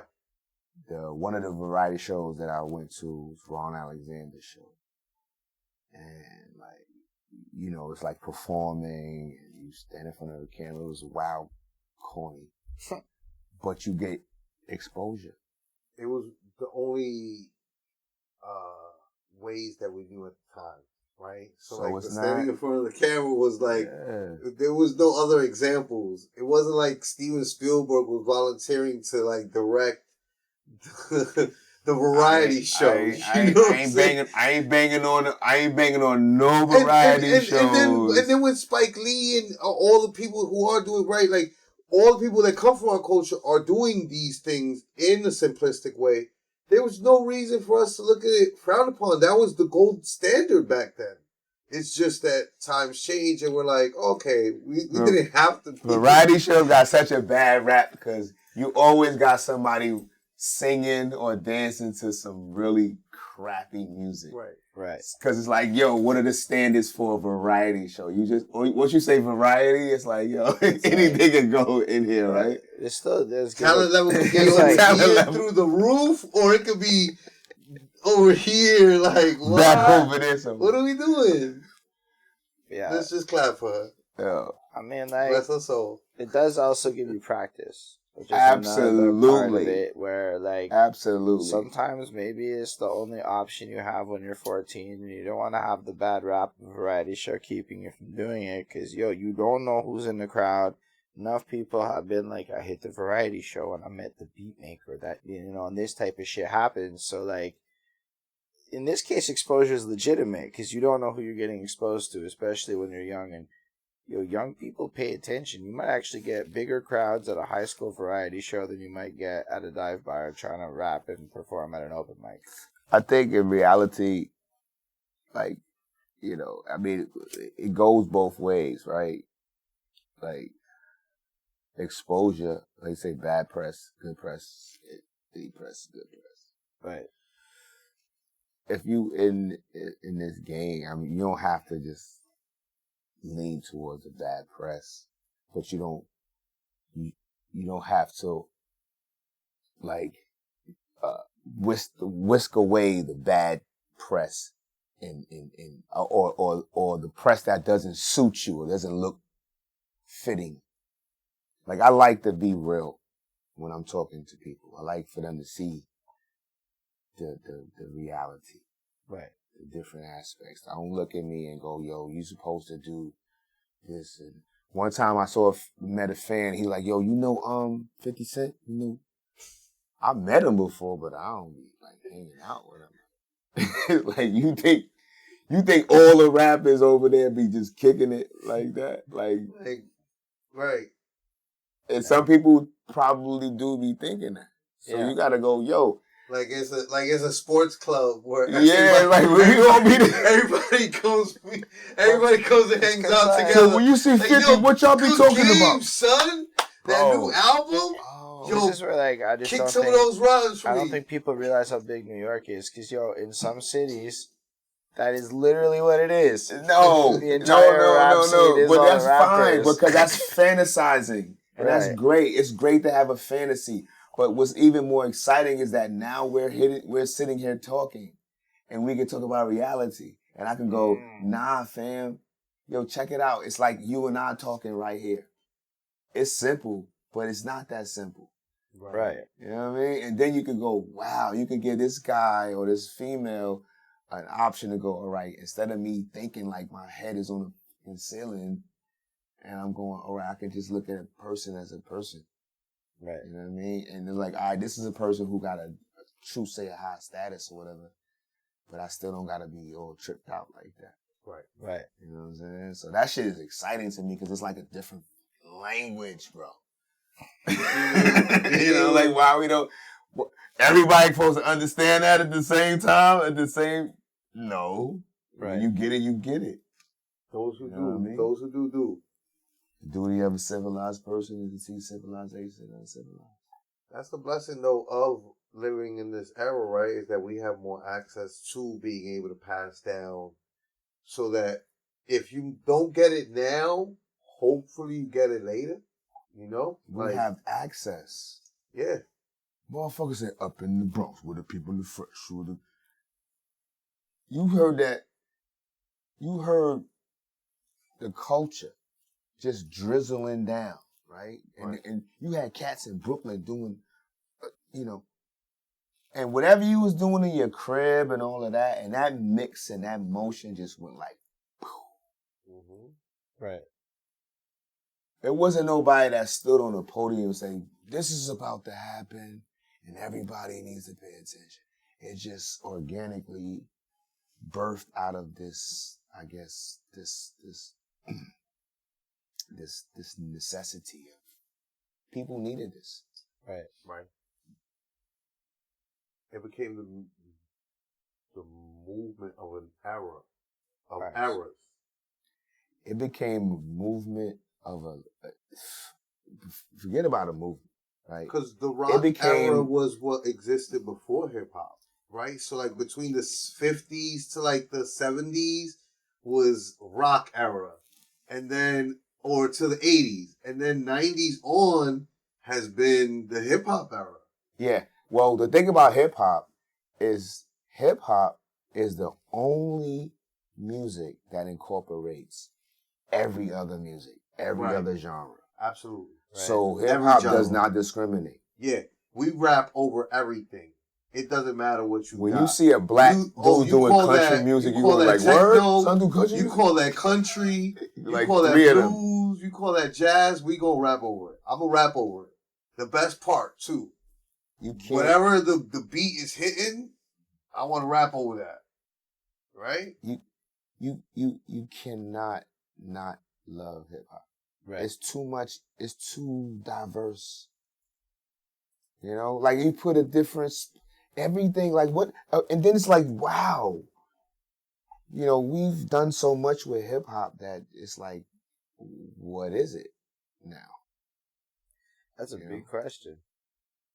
Like, at this point, it's kind of gone everywhere in the world, and then taken in different directions, and different cultures prioritize different things. There's different subcultures. You say going everywhere in the world. We got punched in the face with genres of music. You know what I'm saying? We got punched in the face. You talking about Q-Tip, right? We got punched in the face with that whole the Tribe Called Quest. Jazzy. And we got punched in the face with all the NWA. We got all these Gangsta, different everything that we got gangsta, hit with, which was really just West Coast. Everything was so hip-hop. valid, Right, and so great. Right. Like Native Tongues was like, it's like a bunch of them. So it's like it birthed so much stuff. Then that gave birth to like this new era of soul, new soul, and it gave us Jay Dilla, and it gave us all of these other different babies, and it's like, yo, bruh. Yeah, no, there's so many subgenres and subgenres and spread out. Only hip hop does that. Nerdcore. Only hip hop does that. We don't even like all of those. Nah, absolutely but, not. Like, what was the other other one? But they all exist. Horrorcore. We went through the horrorcore era. Not for nothing though. I'm not mad at I'm not mad at listening horrorcore. Back to Gravediggers. We love Gravediggers. The Gravediggers joint was like the most exemplary example of horrorcore. Salute to the RZA. But yeah, subgenre, right? Bounce music in New Orleans, trap music in Atlanta, Miami bass in Miami,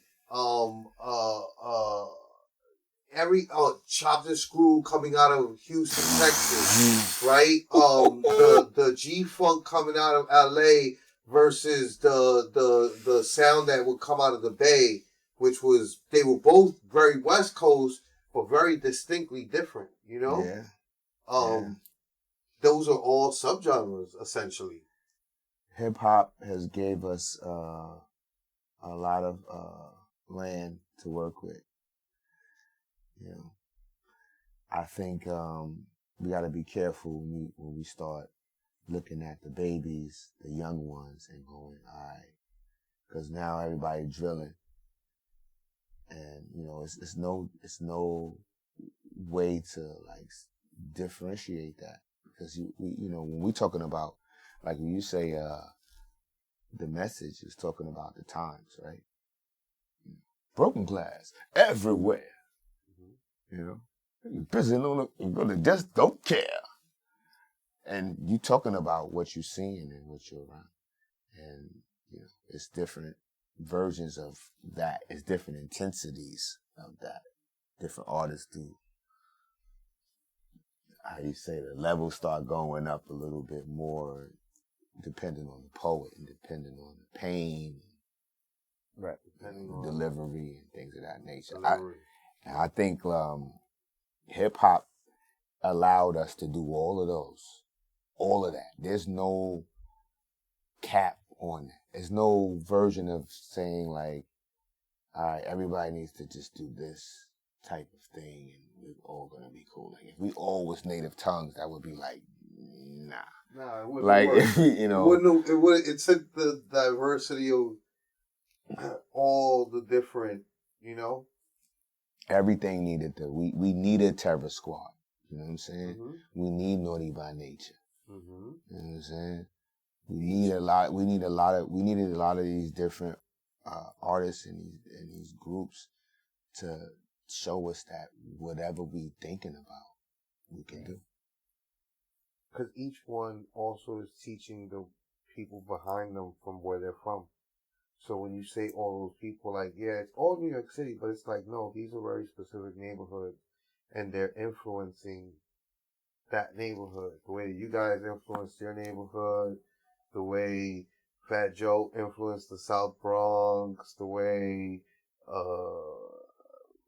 Big L was influencing Lennox, right? Like, or his people around him, you know? It's one of those things where, like, you know, that influence is what gives birth to the people coming from behind you. So that's why, like, those, if it ain't for Uncle Luke, you don't get Rick Ross. If it ain't for, right, like, even if there isn't an actual direct correlation, there's like you paved the path. And thanks to what you did, thanks to you, you know, breaking down these doors, now we can run through them and do these other things. I think that's super important, man, because, like, and that's the other thing when I speak about the opulence, like, it's like not to disrespect nobody that's about getting money, because far as it go back, artists been about getting money. Right. You know, hip hop been about getting money. Artists sold cats. You know, all these cats was wearing minks and jewelry, and you know, so everybody was about that. So it's always been about the opulence, to some degree. And it's just like, you know, you can account some of that as the downfall as well. You know, just to be realistic. Right.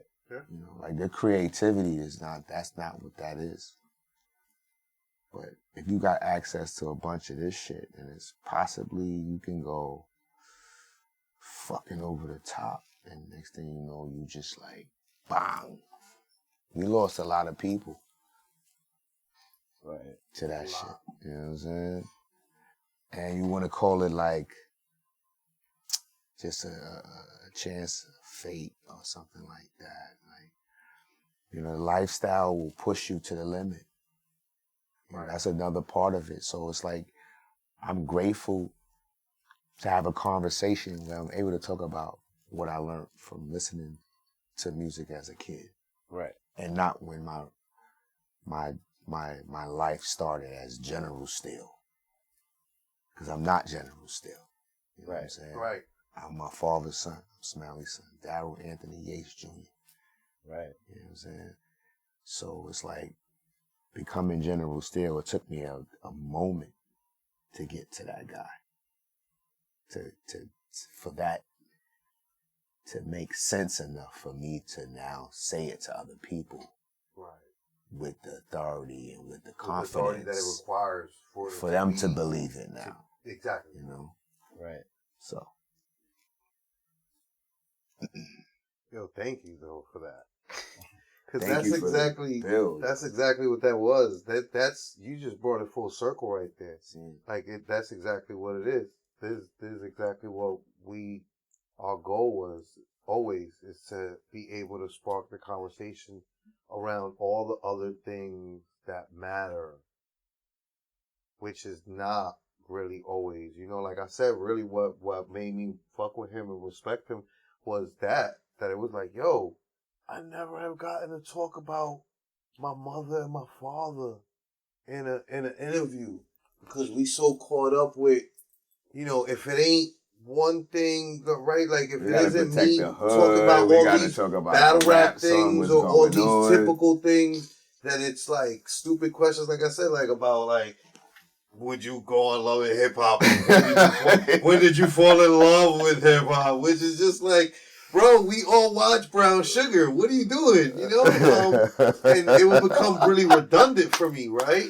And I, you know, I didn't have like the benefit of like people caring enough to even. So it was like the few that we would get was like that. So to have ones that would be like, yo, wait, so I get to talk about my mom, my pop, and like where I come from, and the things that I've never really gotten to speak about, that I'm like, yo, this is for somebody else, you know? This isn't necessarily for me, but I want that. And give thanks that your antennas was up, though. Right. Word.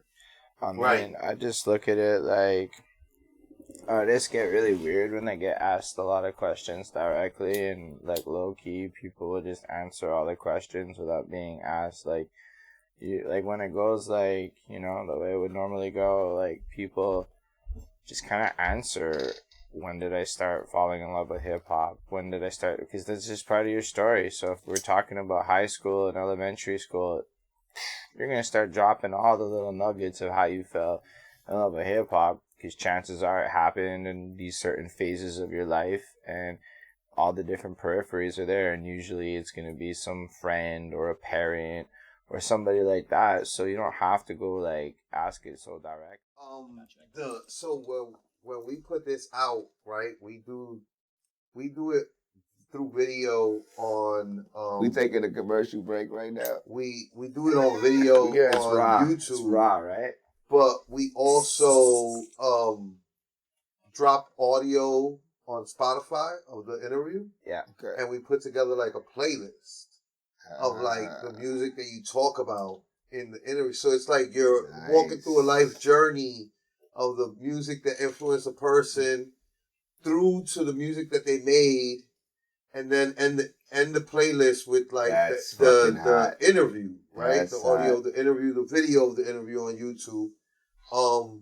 So what are some of the songs besides the ones that you named, like officially, that you would want to be a part of the story of you? Not just my joints, or not just your joints. No, yeah. What? Like, you're the ones that, like, imagine it like this playlist would be like the songs that inspired you or like were influential to you in some way. Like, if somebody were to hear a playlist, this is the soundtrack to the life and times of General Steele, where you can put a couple of your tracks on it, but you should probably have a lot of other people's tracks on it. Damn.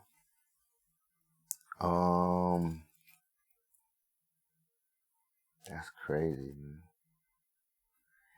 I can't answer that like in a fucking interview though. Like, you know what though? We'll have to like. So if you think about it though, you let us know, and then by the time it drops, we actually make the play. So it's like a teaser for a future playlist, folks watching. Right. Yeah, cause there's a lot, man. Like, when you ask a question like that, for me, all I think about is flipping through the albums, my dad's album, and then like later on, sitting in Evil D crib, Mr. Walt Evil D crib, and flipping through the albums. Word. You know what I'm saying? It was like, almost like a flash. It's a super flash. It's like, whoa, hold up. Like the same moment. How I got here. Right. I'm in this place, and it's like, wow, this is important right here. So it's like, it's so much information. Sometimes it just gets beyond me, man. I ain't gonna lie. And all of it is great, you know. But I will say one thing, which when I can reach to, specifically because of the Shonen album cover, when I was hanging out with Baby Paul, salute to Baby Paul, and I saw the Ubiquity album, and I'm looking at the cover and the back of the cover, and I'm like, my mind is blown. I'm flipping through his album. I'm sitting on the floor. You know, when you're in your homie crib, you know what I'm saying? It's like, yo, bro, we just here, burning the stick, going through records. We playing vinyl, you know. We ain't listening to rap. Right. It's not even the things. We just playing records. Like, yo, I'm like, yo. So I'm zoning. I'm in this, you know what I mean? I'm time traveling right now. Right. I'm like, wow. And then you seeing like things like, all right, so now you going, all right, I'm in a position to not only absorb it, but I can utilize some of this stuff. And I can teach some of the people who I'm around. Right. And go, wow, I learned this, I'm going to share this and flip it like this. Woo, woo. So. It's an interesting exploration of what happens to people with that question, honestly. Like, we used to do this live on Twitch mostly, and one of the people that would come through all the time would always, okay, what are your top 3 favorite influences? Man, I think 1 in 20 people was ready to go. Everyone else kind of stops and has the same look on their face. But people can't articulate what they're feeling in that moment. There's too many. Because you don't want to be like on the record. It's a disrespect to any artist once you name one artist. Right. Yeah. Especially when there's so many influences and there's so many, you know. But at the end of the day, if you can think about it and we can like come up with a cool experience, it would just be something amazing for the people to listen to. We'll do it behind the scenes, though, of course. You know? I have no problem with like naming artists, but like what type of list you want? Like you want a hip hop list? So like no, not at all. It's the more playlist. The so playlist like, so at it, far. Like, let's talk about the playlist so far, right? Fair. The playlist so far have usually started with like some Beatles or some other, and then some Michael Jackson, some Prince, and then it ends up with the last one with AA.B was he ended up with Beastie Boys, Houdini, Big Daddy Kane, G-Rap. And then, he had Smif-N-Wessun. He had Soundboy Burial. He needed Soundboy Burial on his. Soundboy Burial's actually been on the last two, the 2 times that we've done this. We just started doing this. That sound like the same 2 interviews That's ago. all my shit. Those guys, one of them is Danny Cortez. Are you familiar with Danny Cortez, the miniature artist? That he does like miniatures of like the New train York City, stations? The trains? Yeah. He was featured on New York Nico. He's pretty popular on social media on IG. His name sound familiar. I'll tag you.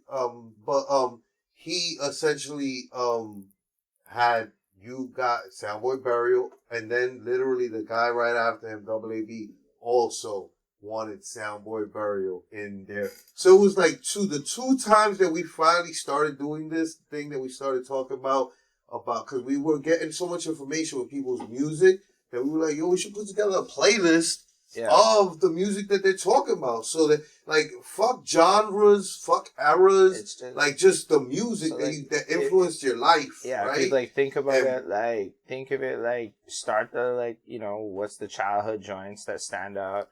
What's the, middle, as, time goes on, just a couple of standout songs at each age era of your life. It's not about genre. It's just more these songs are significant to me for personal reasons or music, whatever. That's the goal. So that when people hear it, it's almost like they hear your perspectives through music. And then it's the. And then usually I put at the end of the playlist is like, here's music from the artist. So like, that's where like 5 songs from the artist go in. Yeah. And then goes the interview, right? I just want to. My only reservation at this particular moment is because I don't know the songs, and I want to make sure I get the right names. With absolutely, shit. Understood. But there is definitely some staples that I can just shoot to you. Yeah, we'll follow up with you. But for sure, absolutely. But one thing I will say is, there was a point where some of these DJs start, I don't know, they was just fucking up the game. Okay. They start playing, they start doing the sample tapes. Remember them shits? Yeah. I remember the sample tapes, the CD with the everybody original sample was just back to back on it, man. I got my hand on a few of those. I'm like, man, them shit's just... Dirty Harry used to do the thing that Green Lantern did before Green Lantern was doing it, which was like essentially making almost original compositions because he was getting the exclusive either acapella that wasn't out there and then getting an instrumental that wasn't out there. Maybe even extending, like I remember he had a mixtape where he had the Nas's intro from I Am, which was really just a beat that Jungle talked over, and he extended it, had nature acapellas on it, it was like, whoa, this is like an original song, bro. He made a new original, and Dirty Harry was doing that before him. Yeah. Now artificial intelligence is gonna do that on the mass everywhere with all the wildest shit. Have you heard about any of these AI? Yeah, man. Did you hear Biggie dissing himself on Hit 'Em Up? No. Oh, it's crazy. I would never want to listen to I did not. I was like, what? I clicked on a one too. I'm not with curiosity. that. Nah. What? I'm not, I have I have yet to listen to any, as far as I know. AI. I have yet to listen AI to music. any AI music. I'm aware of all of that stuff, and I'm like, nah. And I'm a curious cat too, but I'm good on that, man. I think like we work too hard. I'm still learning. I'm still learning about some of the talented artists that like are real people, right? That are dope, And I'm embarrassed. Like I want to know their names. Like I'm fucking up by not knowing what's up with them. So you see I'm the good way on they're that moving. AI stuff, man. We not doing that. I appreciate the focus on people with that. Yeah, I always say that it doesn't matter what, like even at its worst, even at its greatest, AI could never do what we do. AI could never create a genre like hip hop. Because AI's thing is to keep on recreating what has been created. So you could never have the originality as a computer to come up with a genre that doesn't exist. That's a human trait, right? Like the human trait is here's the thing. Even if the computer generates it, it would require the humans to like popularize it. Like there's always going to be this element of humanity in the equation. Now, like, I think what they're gonna do with people and all that stuff is weird. But I think I've thought a bunch about this, and I'm like, you know what AI can't do if we're really talking about this shit for real? It can't sweat on you. Like, I know how that sounds, but it can't take its sweaty ass towel and throw it into the crowd so that a bunch of people who really aren't thinking this through are jumping for your sweaty ass towel. So since AI can't do that, like, really, like, it's not going to replace things. It's just going to be this other, like, it's like already on YouTube for the last 10 years, there's just been this weird mashup culture that has effectively been these AI songs by these DJs that just, and it's just never touched real music. It's just been there. Some people like it. Some people probably don't know it exists. AI songs are going to probably get more a high profile push, but like, it's never going to be at the bar that you're going to with Shawty, when you're trying to go out and have fun. Yeah, it's like 3D TVs, man. It's like, them shit sound good, but who has a 3D TV? Nobody. No, not at all. Not Even really. 4K is something that, like, I know enough people not doing good enough to have a 4K TV. Right now, in this day and age where it's like 4K, all my friends that are like 4K, like cutting edgers, right? Like, so I got friends that are like, nah, son, I gotta keep going bigger and bigger and bigger. And I'm like, bro, I hear you. Like, every time I go over to their crib for Super Bowl Sunday or a big fight night, the TV is bigger. And I'm like, damn, son, you got a bigger TV? And they like, yeah. And I'm like, word, do you feel like you see better? And they're like, yeah, son. The pixelation. And I'm like, word, I hear you. But then there's still wild people in the hood that don't even have a 4K TV. Like, they got like a HD 1080p or 720p. And they're like, I'm good with this. Like, yo, I see everything I need to see. I see all the same Netflix. I see all the same, whatever is the popular show. You know what I'm saying? Like, I ain't gonna front, man. That's why I'm talking about the opulence, man. Cause I ain't gonna lie, man, I'm victim, man. I want a bigger TV every time. Every time I look at my TV, I be like, man, this shit is too small, big one? man. Yeah, I be like, yo. I got wild homies, like. Shorty be like, yo, what are you talking about? Like, where you gonna put it at? I'm like, yo, right there. It's like, it's a little bit more space. Bro, like, that's the, like, where my TV is about as big as it can be. It's not even that big of a TV, but like where we want the TV. Yeah. If we had a bigger TV, we'd start like poking out places. Yo, where, wait, like, time out. Yo, listen, sense. wait, hold up, wait. Time out. As a kid, I don't know about you guys, man, and anybody that's watching this, but as a kid, I grew up and my TV was on my dresser. Yeah. Right. Yeah. Super when small. Your TV, right? When your TV can fit on your, and it got mad stuff next to it. My TV was essentially about this size in screenage, and it fit on your cabinet. Yeah. In It's not. between. No, I definitely had a TV like yay big at one point. That was my starter TV. It's when you get like, you know, you get the mid-teens, you think you got your room together, and you're like, word, I'm gonna put my TV here and my Atari or whatever game console, like all of these things, these things have been absorbed into this. You're talking about AI now. Imagine that. Yep. Like artificial intelligence. Like we're putting it together, and now we're going to press a button where things can just wrap up everything and just go, yeah, we're just going to do this for you. I don't need you to do this for me. Really. I'm good on that. I think we good where we at. I think the conversation, I don't think artificial intelligence could have a conversation about where we from. No. In this dynamics. It could not. In fact, like that's what I ask it when I fuck around with it. I'm just like, okay, tell me about yourself, and it's like, as an AI language model, I'm not programmed to have this information. Exactly. But if I was a person, ass out of here. You know what I If you mean? was Like, a person, you would get punched in your eyeball. I'm not computed to compute that. Yeah, you can't. Nobody can compute getting punched in The computer's not computing at all. that's it.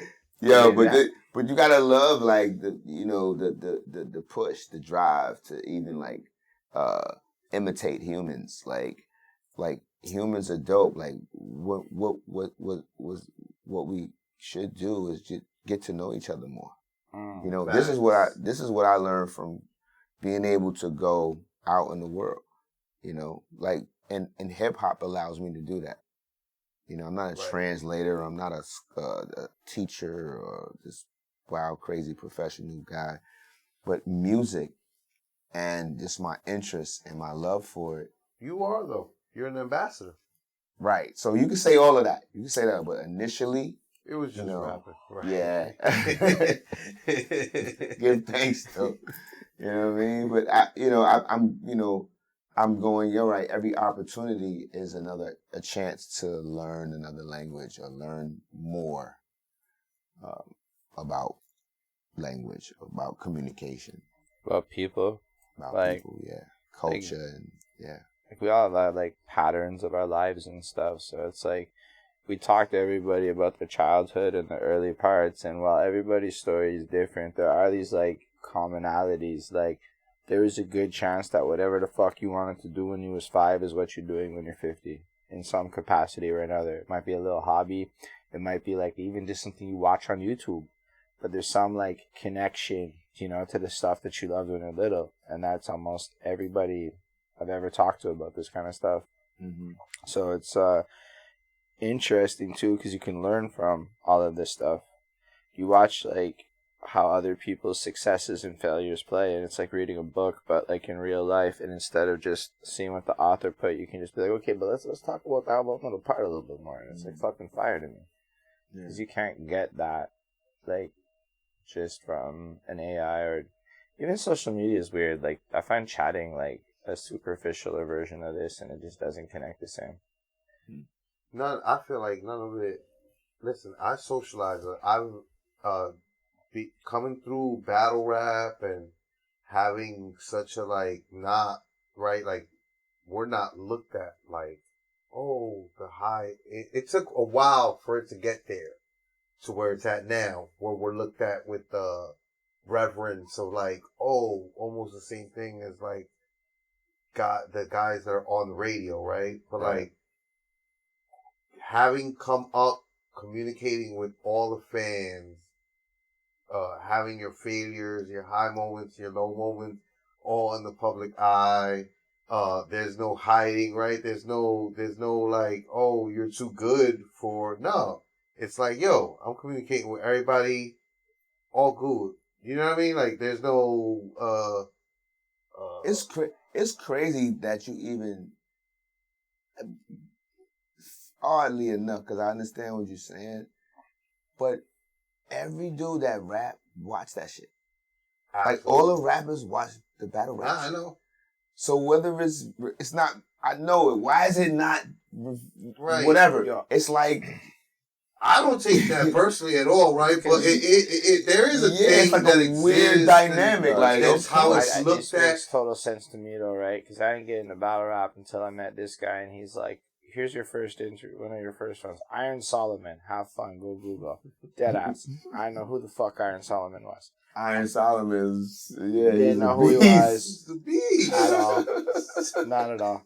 So then you get into battle rap, and you realize, like, this is a high effort thing to consume in real time. And, like, to be able to listen to a full battle and, like, consume it all in one take and catch shit, like, you gotta know everything about rapping. You gotta know how to break down multis and fucking everything in real time. And so the rappers, especially the more successful ones, y'all are literally the most knowledgeable motherfuckers on the subject. So you get it instantly. The average person, bro, they can't be following. It's like, because I live in Montreal too, so I get exposed to French battle rap.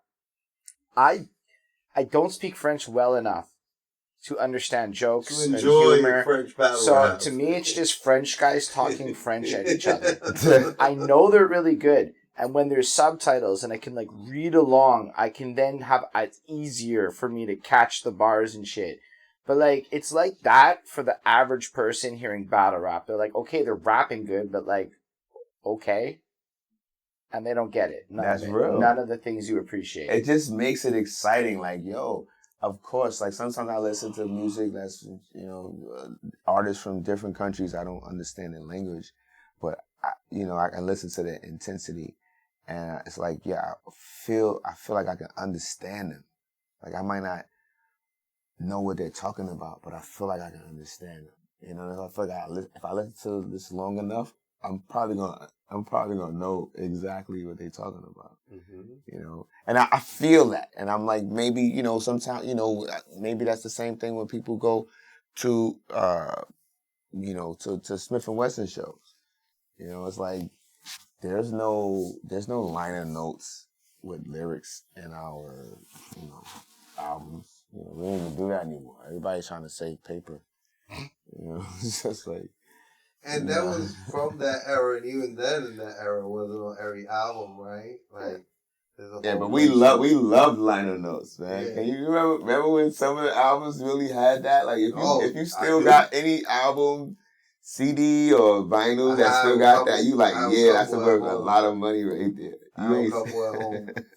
CDs, not like, vinyl. Even to that end, right? Like, with music, you're going to hear your project over and over and over again. I will inevitably be able to memorize your song if I hear it enough. And because it's music, it's like, it's got all these extra elements to it that make it, I guess, easier. So even, like, Black Dot, when he going in over a beat, there's still a beat to, like, give you that thing to, like, go back with if you're not catching stuff and you're feeling confused a bit. So, like, with battle rap, though, like, you be watching this one time, and it's a lot. And if you go live, it's one time live, and there's people all around you. Yes. So that's what we call the pit. Yeah, the pit. I liken battle rap a lot to boxing and UFC because it's a one-time thing. It's not like comedy where I could go and perform the same bit over and over and over and over again. It's like a fight. Where like, yo, I either get punched in my face or he gets punched in his face. One of us is going to come out of here victorious. Our crews can't save us. We in this pit by ourselves. Like, we might have the deepest crew in the world. And your crew might be with you. But he can be by himself and take away all the energy that your crew brought with you if you're not prepared for I watched that happen. What your opponent is ready to, do against you. Yeah. It's so it really is like, and then I say it's like MMA because I think of MMA as like UFC, even though UFC really isn't all MMA, right? But like they're like the URL of MMA, right? Like they're the most popular league in MMA, right? And nobody gets out of the UFC without losing. Everybody's gonna like, yo, you could be the most, you're gonna end up losing, you know what I'm saying? For the most part. And that's battle rap too, Like, you don't get out of the shit unscathed. Everybody loses at some point. I think it's all champions, man. All that when I look at the cats in the battle rap, man, I salute all them cats, man. And the females as well, man. Like, yeah, and the females as well.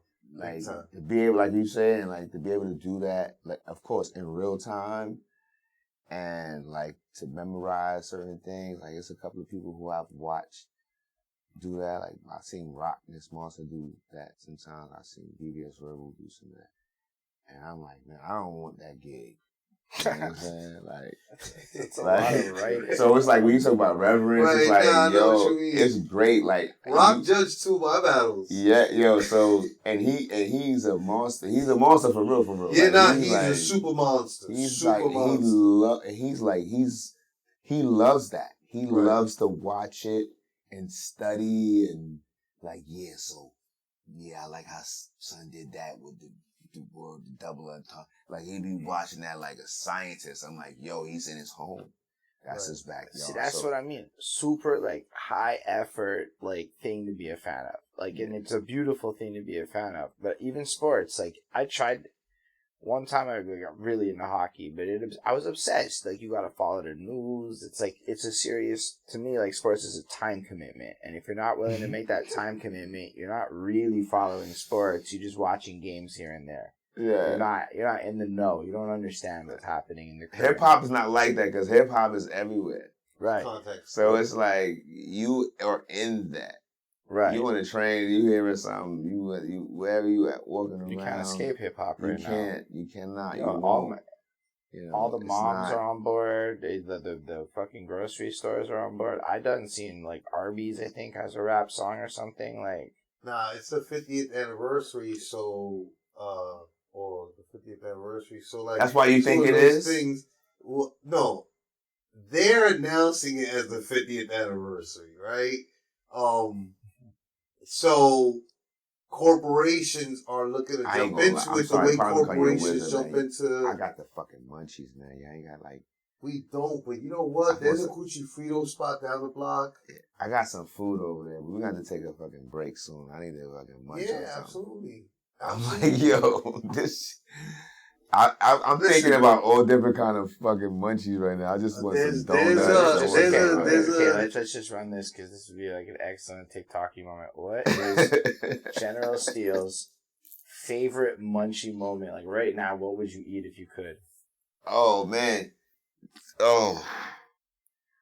Right now, munchie moments. Wow, that's crazy because for me, like, normally I'm making my own food, man. But if a pizza spot was open, I would get a slice, a nice New York slice, and some Zeppoles, you know what I'm saying? 6 pieces of Zeppoles, you know, that's just fried dough with powdered sugar on it. Yeah, absolutely. You know, like that's sort of junk food kings and you know, just keep it real simple and greasy with a root beer or something like that. With root beer. You know what I mean? My wife loves No root beer. I do Just a cream root soda. beer. I do a cream soda, but I switch it up with like, take it back, man. It's like, matter of fact, I might want to get one of them shits right now. What time is it? Yeah, nah, I'm about to say. So let's wrap it up. Let's wrap it up on this nice high note. So Like, we it's can get good. you dinner. Nah, So, wait. Time out. Make sure No, we're gonna get all the. Make we're gonna sure do you the- said everything, if anything you want to talk about, anything, because we was just talking. But it might be anything specific. General Steele, this is the show. This is the show, right? We Yes, just your conversation talk. was the blessing. I Like, think that honestly, like we basically the way it And that's works. what the man them say. No, but like the Who y'all whole goal is to get you to a point where you're gonna talk like that, and usually it just takes people an hour to warm up, and so like it's called perspectives, and you just offered you gave us all your so perspectives. many perspectives, you offered so much Blessing wisdom. to all of them. Give And thanks. I think that people watching this are gonna be able to like be inspired by it because like being around somebody like you who has such a success and like you're able to get like over 100 people to pull up in a blizzard, like bro, that's some serious shit. You know what I mean? Like it was, and like that kind of. It was all love. I'm gonna write a spliff to that one right there, cause man, we seen it with our own eyeballs. And it was like with all like and everywhere like the internet fucks with you. I used to do album reviews, and I never got to a Smif-N-Wessun album when I was running that, but I used to get requests for your shit, like, every week, bro. It's Every a fucking series. week. And then to meet you and see you're like the humblest, coolest dude ever. Like, just and like. So my origin story with me and this guy. Oh, no, I already know it. I mean, listen, we've met before in passing quickly. We good, we straight. Like, so when he told me his encounter meeting you, I was like, absolutely legit. Man has always seemed like a very nice, kind person. You know what I mean? I'm also not the type, where we come from, we don't come from... So wait, we kind, but we not nice. That's how it goes? Boom! That's how it go, right? We kind, but we not nice. But we like it. Oh, I'm so not nice. Lord have mercy. I got so much drama. But it's also one of those things. Listen, everything that you said in the interview, right? I can tell that when you are abroad, for as much frustration as you might feel because things are taking too long, you're also considerate and respectful of people's homes. You know what I mean? Like, before tonight, right? This is the world that we live in, right? And I've been in the independent scene in New York City for many years, right? So again, and I've met you before, but in passing, not formal introduction where we can actually exchange names and have a conversation that matters of any sort, right? But you always carried yourself with respect.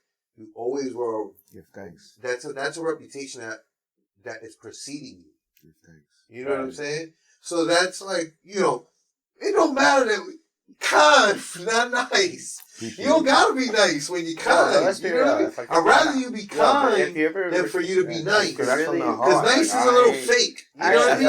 Ain't a little. But if you really run the etymology of nice, it derives from a word that is literally foolish. And then it's defined in English now as pleasant and agreeable. So how could you be pleasant and agreeable all the time and still be an honest person? Nah.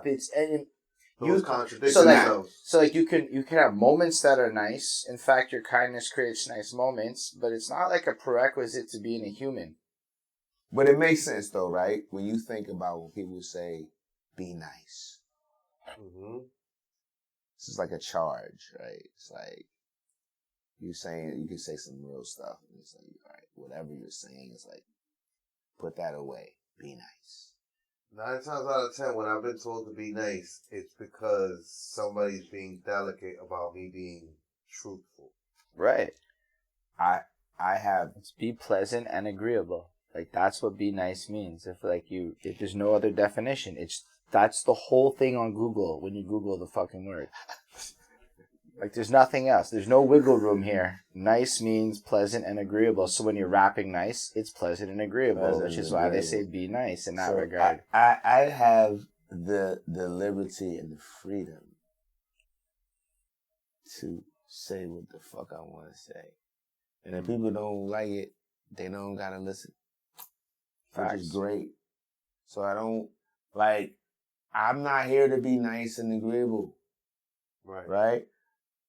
But I'm conscious when I meet people and when I speak to people to present myself in a way. Like we're not doing the fake stuff. Right. Not being nice. If it comes across kind, that's the most valuable impression you're gonna get. And that's not gonna be fake. So when I see the homie, I'm like, yo, bro, me and him kicking it outside like in the snow like this. Like, yo, bro. Nah, he told me about the thunder. He told me that ice was falling off a building and the trees were falling over from being frozen. To which I was like, yeah, see, that's different. I've never seen that in New York City. I've never seen us get so cold that a tree the Avengers gonna start coming out the sky right now. It wasn't that hurricane season. It wasn't that cold. That's what I'm saying. In hurricane season, I've seen trees fall over. I've seen trees fall over, but not from frozen. That's different. She's just like that's a different building. That's crazy. Yeah, that's like what? No, not even sliding on the building. They just falling out the middle of the.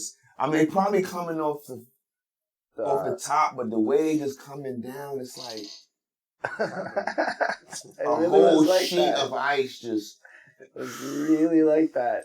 Like, it's no exaggeration. It's Any not- minute now, Transformers or the Avengers or somebody. Yeah. But it's trippy because it's like, you know, our imagination allow us to have fun with that moment. Right. You know, Right. we know what it is, but we still going like, yo, this is wow, fam. You No, know, but- and I can't think about like me and, you know, living in Brooklyn, like seeing snowstorms was always fun as a kid. Right. And like, I haven't really seen one that I appreciated as an adult. Right. You know what I mean? That one wowed you enough to make you be like, yo, Like, what is this? What is this mush? What is this bush thing? What is this? It was a moment. Nah, I will never forget that for the rest of my life. It's Yo, unforgettable. we in Montreal, the trees is like, it's looking like a winter wonderland, only it's springtime.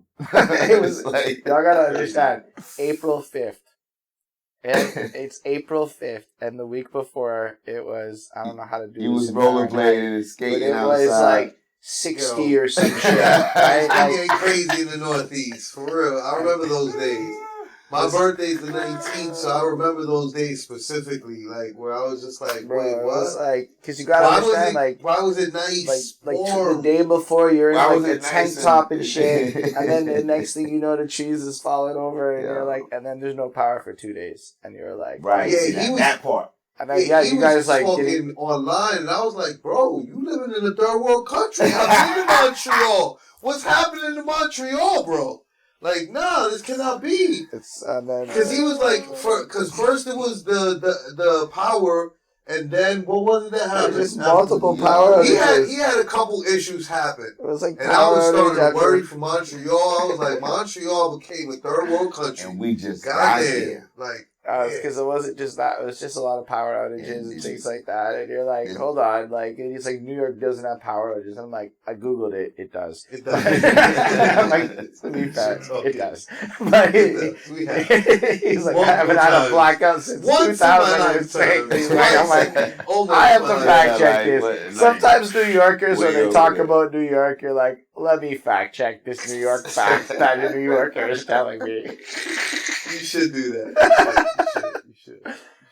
Nah, that's cool, man. Yo, But But definitely, I had fun. Like, it was dangerous as fuck. it was. Right. But it was great though, you know, because you knew everybody that was there was up for the ride. Yeah. It's like fuck it, yo, fuck it, and we made it to that bitch. And then the next show, the next day got canceled. Which was terrible because it was the Weed Wonderland. Ooh, I was looking forward to that. I was like, Bro, yes. they like, I was in my hotel room like this. We gonna do it. like, you know, and it's like, you Don't be able to smoke up. Stop. No. What? Yo, All right, I it's a had to problem. say- It's an issue. I'm sitting there and then it's supposed to be postponed and then I heard it's supposed to still happen one day and this, that, the next thing. And I'm like, man, that would have been a good time. Cause like, yo, they're like hospitable is what we experienced. I mean, that's another part of it. But at the same time, he was in a good place.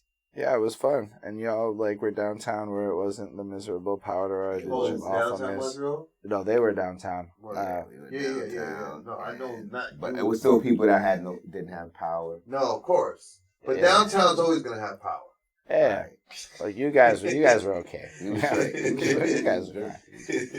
But Yo, yeah, no, we appreciate you like Thank you so coming much and doing for- this for real. Like Thank for you, being guys. so it's a big deal. generous with your time, bro. For real. Like for real, back home, motherfuckers just like, yo, for real, that's Rick for real. Like, yo, like people love your music. Like Oh, man. in my little like squad of us in our little group chat, like bro, like people be like riding the Smif-N-Wessun on a daily. Like I got friends, like people I rap with that daily listen to your music. Yo, shout out to Smoking Ink because like they be like that's across the board. and like That's they Appreciate them. people Yeah, appreciate you like so much, and then like yo, you gotta understand. For me, coming from Montreal, coming from my background, like this is such an illogical, plausible, whatever to be in this moment, and it's such a huge blessing. And I'm like, I'll never forget it, and I appreciate it from the bottom of my heart. Likewise, respect and love, man, because that's what it's supposed to do, really.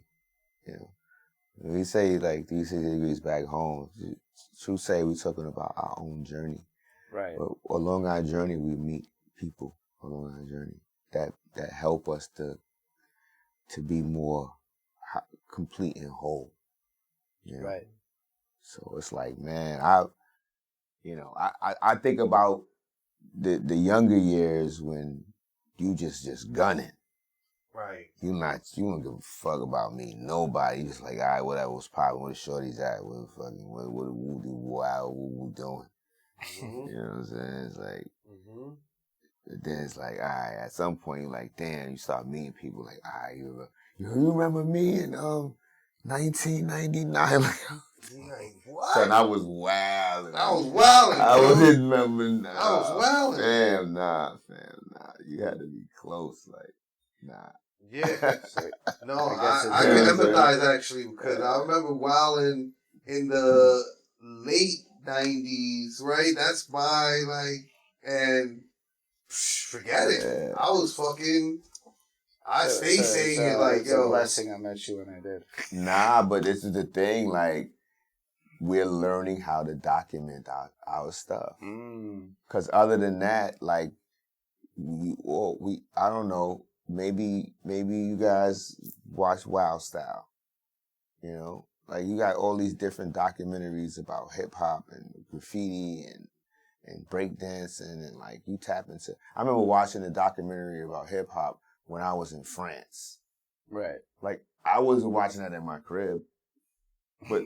Like, these cats was watching it, and I was like, wow, this is kind of dope. You know what I'm saying? I'm like, holy shit, I felt like such an asshole. This documentary about where I'm from is like, incredible. Where I'm from, but they watching it here, and they was into it, like, you know what I'm saying? I watch the one on Netflix. They're so good. What's the one on Netflix called? The major one on Netflix? I forget. There's Hip-Hop Evolution? Hip-Hop Evolution. That's a Canadian. It's a few things. That dude is the host. He's Canadian. Like, the whole show is Canadian. Honestly, I didn't end up running the idea, but I thought about just doing a thing where on Discord or something, you know, gating it a bit.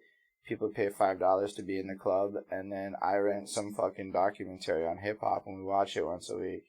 And like, yo, I guarantee you that these types of clubs and shit are really like. Yeah, you want to put that. You will win though. You will win because there's so many. Like you can put on. And they're so interesting. I can give you a bunch of names of movies, but you know some cats is already digging.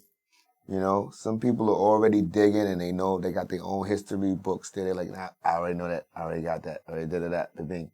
You know, so they want to see what's real. They want to see the real of real. You know, and it's like you could do that part of where you like. You know, you curating the old stuff or what you guys is doing, which is like bringing new, fresh content, new, fresh conversation. Because 9 times out of 10, an artist is not really, you know, it's not enough time to talk about like your background like that. Right. Outside of the music, that brings you to the music, like how you do it. Right. Yeah. Bring me 360, like put me in, bring me close.